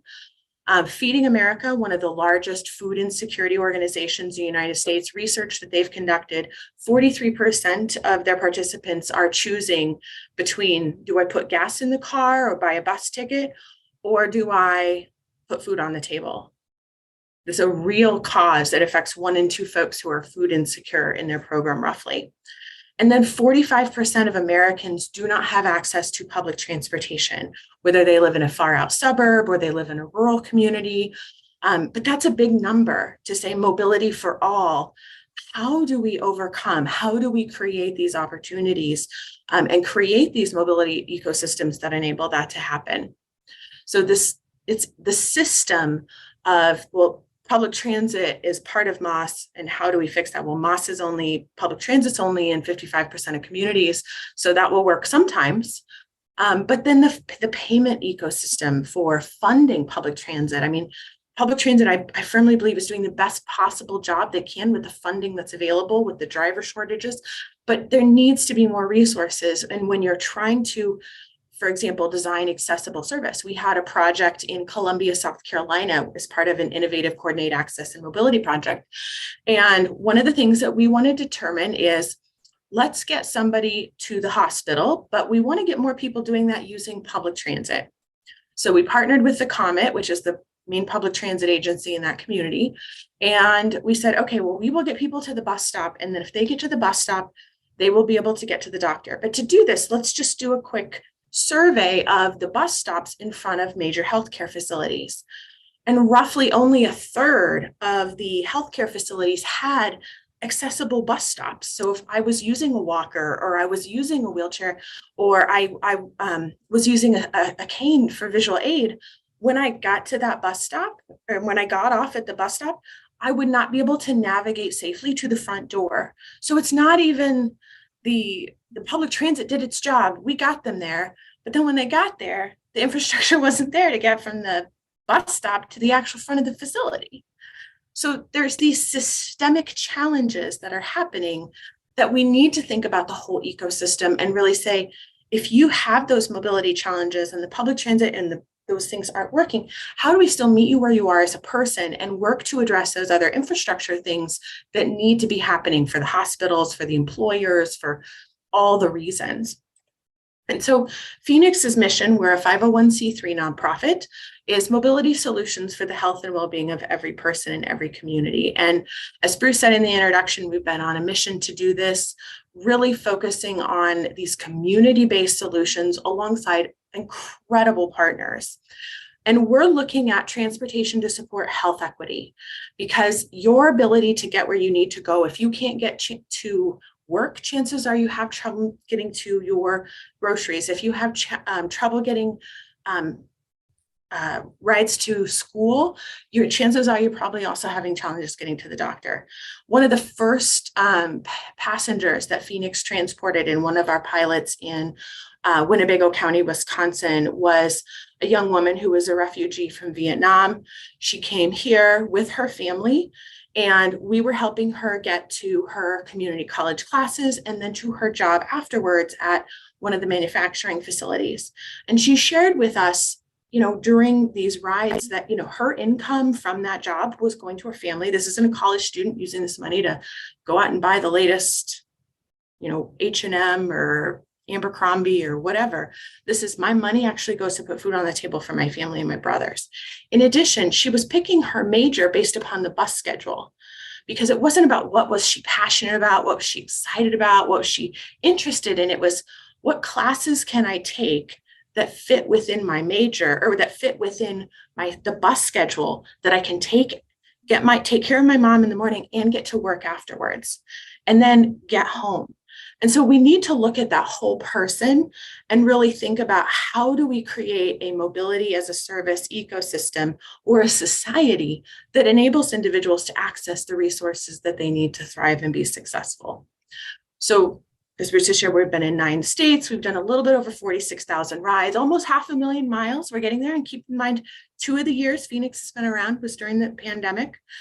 We've also done food delivery as part of our programs, delivering food. We work with over 200 community partners, shelters who support individuals experiencing homelessness, food banks, hospitals, employers, the whole range of partnerships. And we really get a chance to hear and listen to the barriers of not only the community partners, but the folks that they're supporting. We also work with 48 transportation providers, 18 different public transit agencies.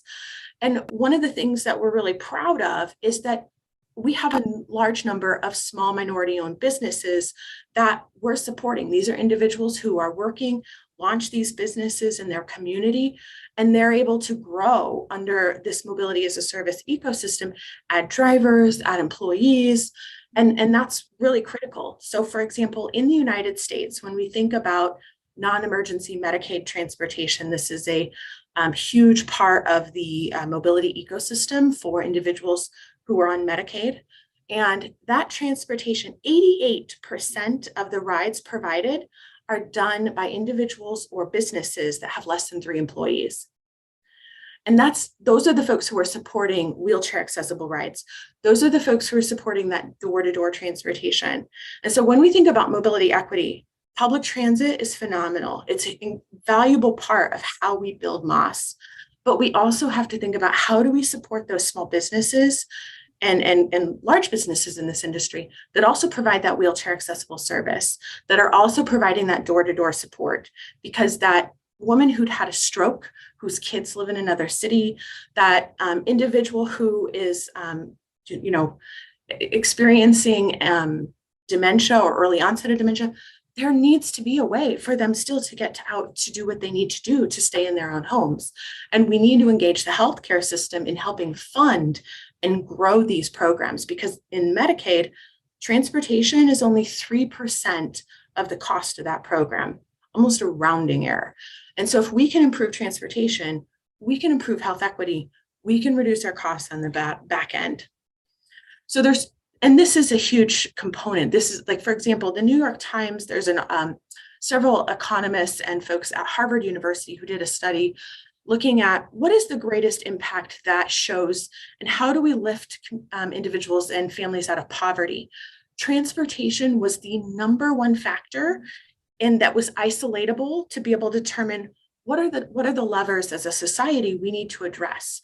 Commute time, the ability for somebody to get into a vehicle or get into a car and get where they need to go was and in the shortest amount of time was the biggest indicator of success of a family. The study of 5 million children were able to get out of communities or out of households in poverty.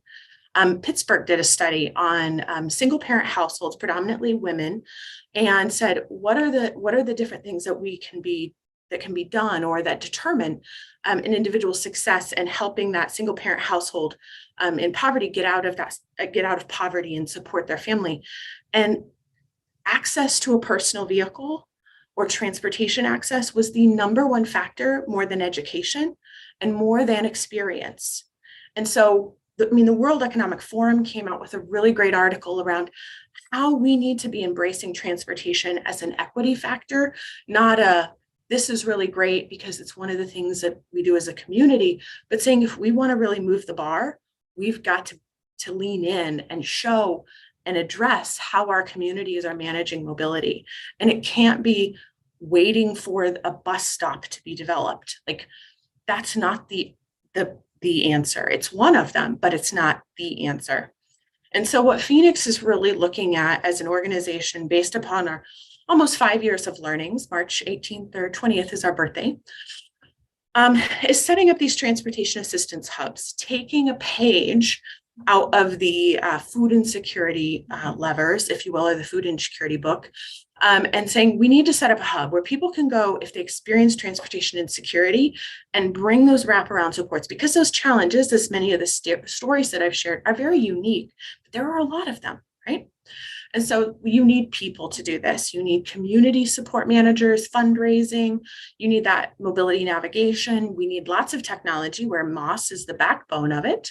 You need community support. You can't do this in a vacuum. You need to make sure that the hospital is thinking about where the bus stop is. You need to be thinking about how does this impact small businesses. You need to be thinking about how do we engage our philanthropic partners and our foundations. And then we need to build capacity, because yes, there may be less people who are, working from that are using public transit or traveling because they're able to work from their living room. But there are a hell of a lot of people who would love to get out of their house, who would love to go to work, who would love to get to the doctor more frequently, but they can't because they can't afford it, or the infrastructure is broken to enable them to do that. So we need to create these ecosystems that enable individuals to access these resources. So we believe with these transportation assistance hubs, we can address all social determinants of health, whether that's somebody being able to get to a free health clinic, or that's somebody to get to groceries, or somebody to get to work. We need to make sure that we can enable not just one part of your life, but the whole picture. And so with that requires people. In the communities that we serve, there's a community development manager. This is a picture of John Dartry. He's currently deployed with the National Guard at the border. But there's a mobility navigator that is able to sit down and provide that case management, that support, and then a fundraiser. In philanthropy, for whatever reason, there is very little, if you will, base of funding when it comes to paying for rides. It's done at the very, very local level. And I'll tell you my experience in the rural communities, it's a couple $100s at a time through bake sales, basketball raffles. It's very organic. We were at the Polo Club in Seattle doing kind of a meet and greet, and there were professional athletes there, and we were talking, we were sharing.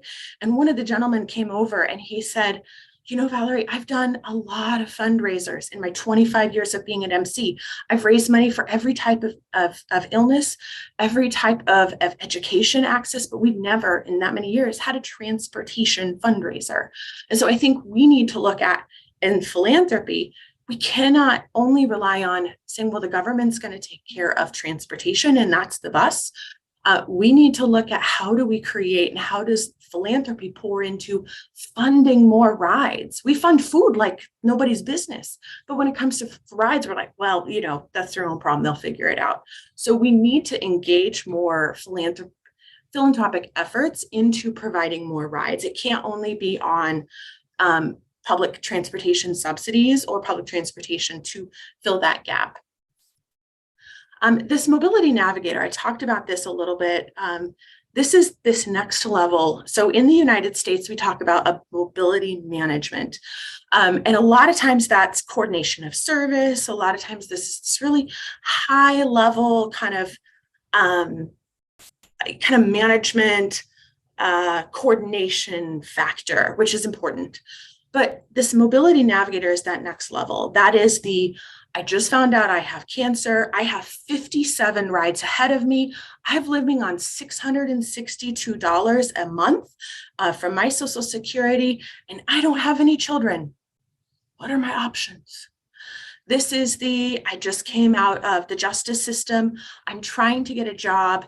If I'm not employed within 3 weeks, I'm going to go back to jail, and I want to put my life back together. But all my friends aren't people I should be hanging out with if I want to stay out here.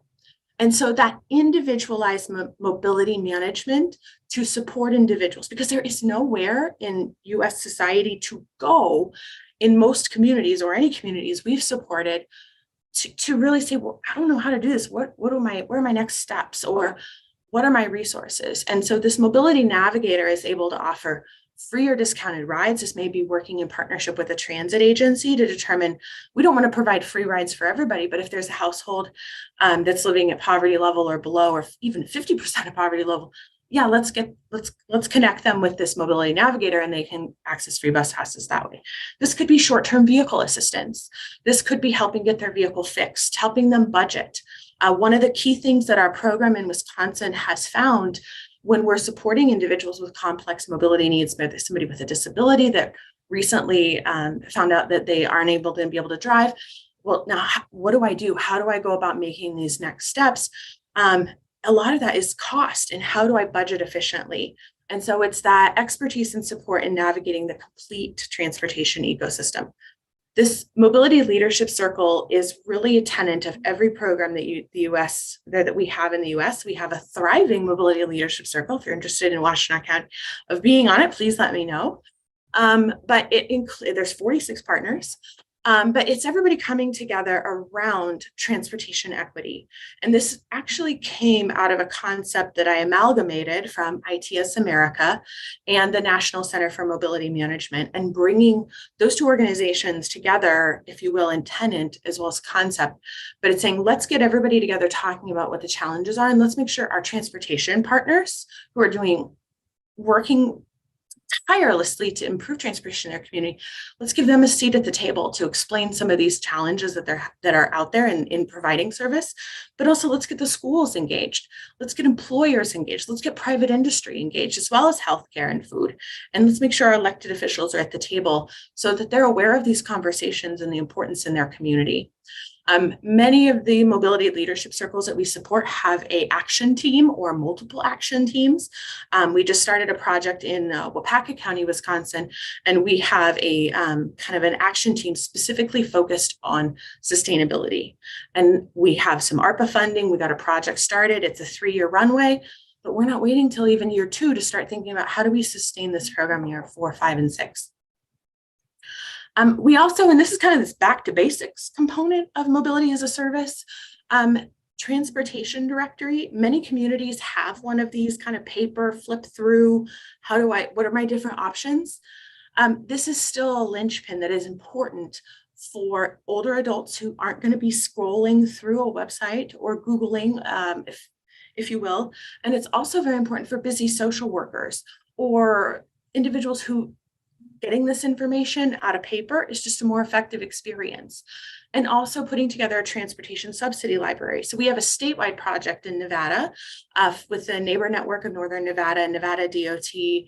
And one of the things that we put together as part of this project is all the different resources to support funding your rides, whether partial funding or some kind of funding. That this is your van pool options, this is your Medicaid options, this is the hardship programs. If you're diagnosed with cancer, these are the programs that will help fund rides or support financial hardship that will also cover the rides. And so it's really kind of saying, let's do a catalog and an inventory of what those options are. And it's also very complex. So for example, when we were working in Winnebago County, Wisconsin, there were transportation subsidy programs if you lived in this set of zip codes. There was another transportation subsidy if you lived in this zip code and you made less than $15 an hour. There was a transportation subsidy if you only used X mode. And trying to explain that to somebody who is not familiar or is just like trying to go to a website, like, I don't even understand what this means. And so we need to be intentional as an organization, as a community, as a society of saying, how does somebody even navigate what the options are available and how do they self-navigate? Funding, as I shared before, corporate sponsorships, individual donors, and then federal and state grant funding. There are 130 federal agencies in the United States that actually fund rides. But many times once that gets past the state level and goes down into the city level, or even at the state level, they're not even eligible or aware that that funding can be used for rides. For example, there's a lot of money in the justice system that can be used for transportation. But unless you were the person before the person who knew that that could be used for rides, you're not even thinking about it. You're like, well, I'm just going to send an officer out, or I'm just going to send a social worker out. And instead, using that money more efficiently, instead of tying up a social worker for 4 hours to deliver a food box, we need to use a delivery service and pay $6 for that delivery, support that small business, and allow that social worker to support one more or 3 or 4 more families during that time. Technology, which is really why we're all here. So thank you for staying to this point. If you made it through the saga of why this is important, we have a community operations support center that helps individuals, who aren't going to be using an app to book rides. We have mobility as a service technology, and then we also are engaged with that with a mobility wallet and an actual digital card. So we see MOS as this one-stop shop, if you will, similar to what Roelof has said, where there's public transit, TNC, specialty, volunteer, taxi companies, everybody. We work with all these different types of businesses and the deployments that we have. Our technology architecture is very kind of connected via API, but we also have a dashboard. So for those small businesses that have 2 or 3 vehicles, it makes no sense for them to spend $400, $600, $2,500, $4,000 a month on a scheduling algorithm system that has an API, but they still provide incredible value to a mobility ecosystem. So there's a dashboard for them. One of the great things, so we use SkedGo as the product, which is based out of Australia.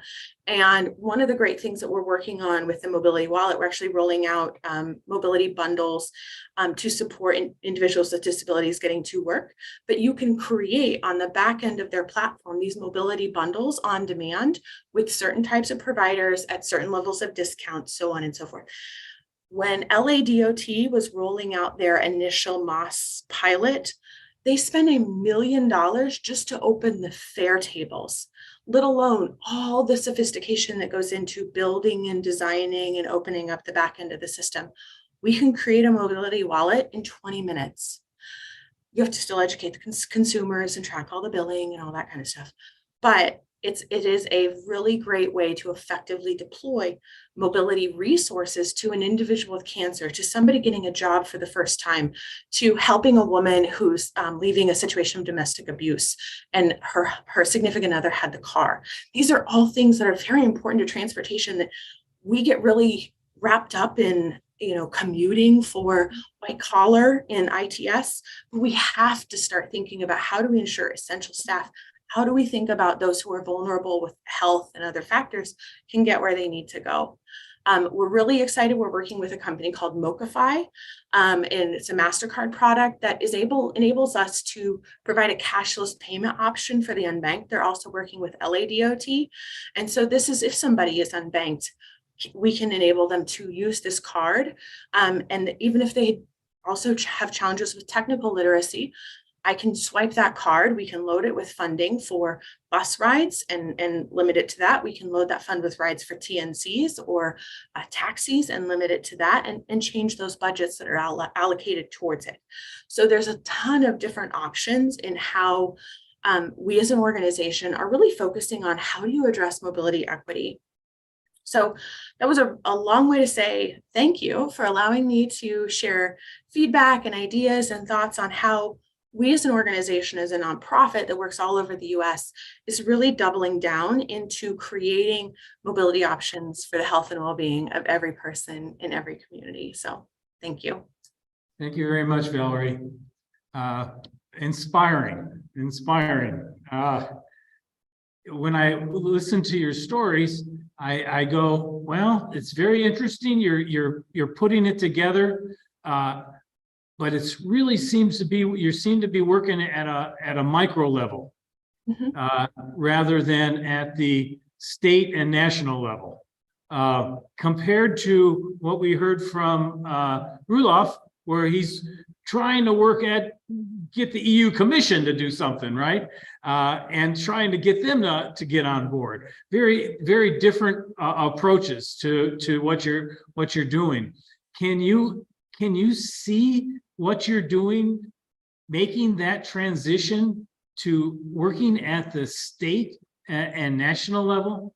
Yeah, absolutely. So our North Star as an organization, so when we first started Phoenix and I founded it, it was really around saying, how do we address transportation gaps for those who struggle with mobility insecurity or transport poverty, if you will? How do we address transport poverty in the US? And then it came to, what are the tools that we need and how do we do that? And we've been so blessed to work with incredible collaborators and partners like AARP and Toyota and the National Aging Disability Transportation Center and Easter Seals and all these great organizations where we've done so many different pilots and we've done so many different programs that studied so many different KPIs. And it really has taken us 5 years to determine, okay, technology is great, but we've deployed apps, and unless you have funding for that person to get from A to B, the app doesn't matter. It's irrelevant. It makes no difference in their quality of life. You just gave them another tool that they can't afford to use. Great, right? That doesn't address transportation insecurity. We've also learned about what are the ecosystem challenges, like we talked about the bus stops. And so Phoenix really took these 4.5, 5 years of learnings and said, we need to establish a center or a hub that enables these solutions or these challenges to be deployed at a global scale.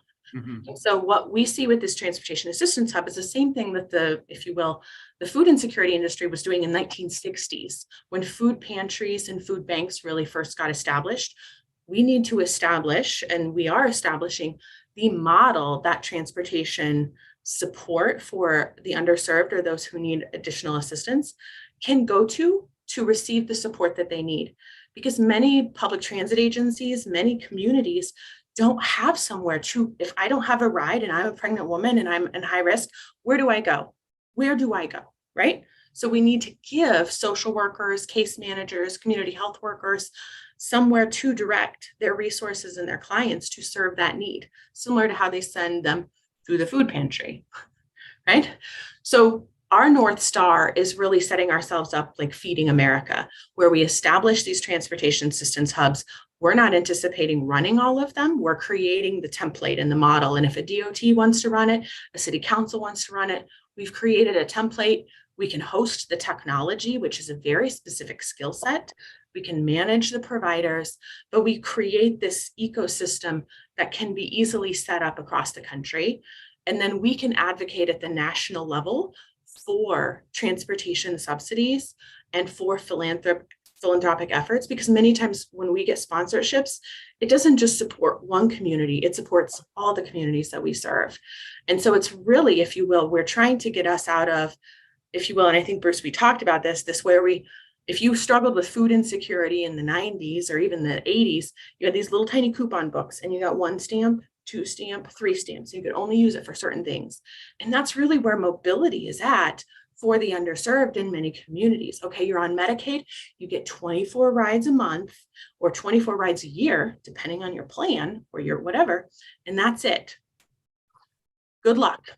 And so how we as society subsidize, for example, healthcare, how we subsidize housing, how we subsidize daycare, how we subsidize, for crying out loud, we take care of our stray cats and dogs in America.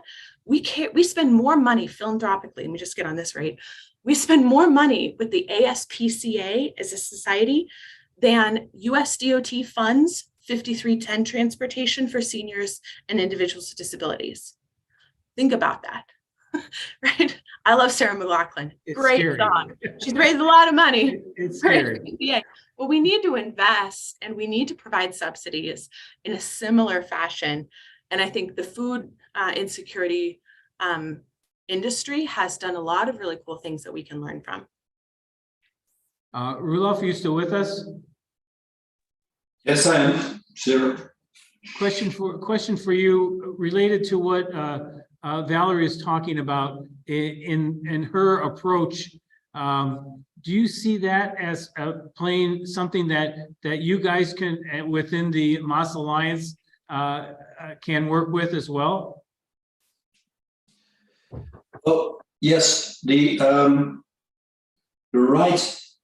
We want to provide everybody with the right to travel, and there's a big difference. But what Valerie is mentioning, the real discussion is who's going to pay for a ride, and we think everybody should have access to the travel, but that also doesn't fill in the gap who's paying for it.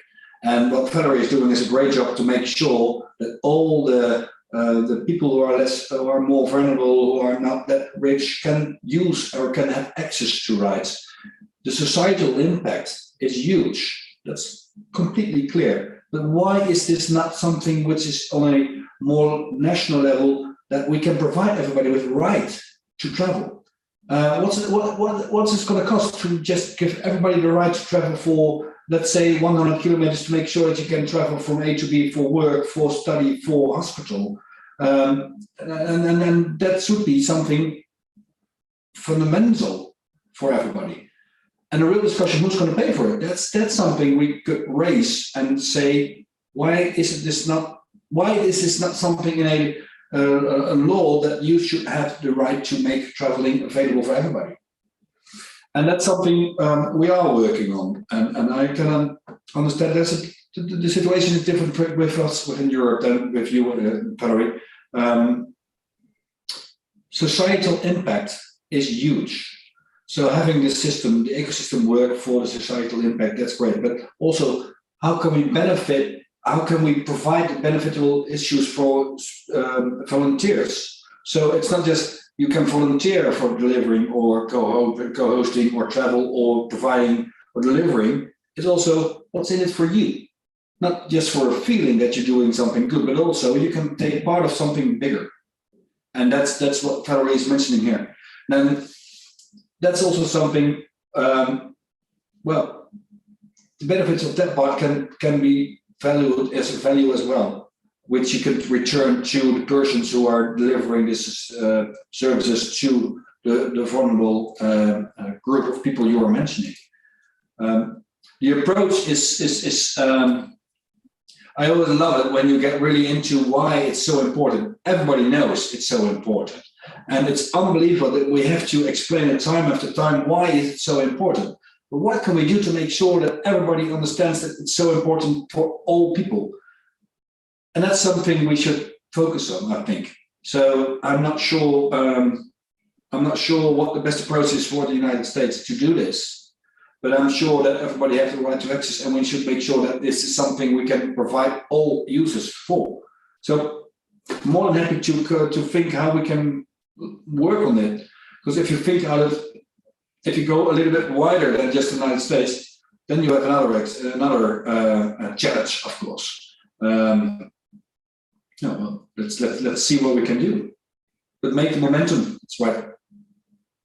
Valerie, got a question from our audience here. It says many people in the audience are involved in the design of passenger vehicles of varying sizes.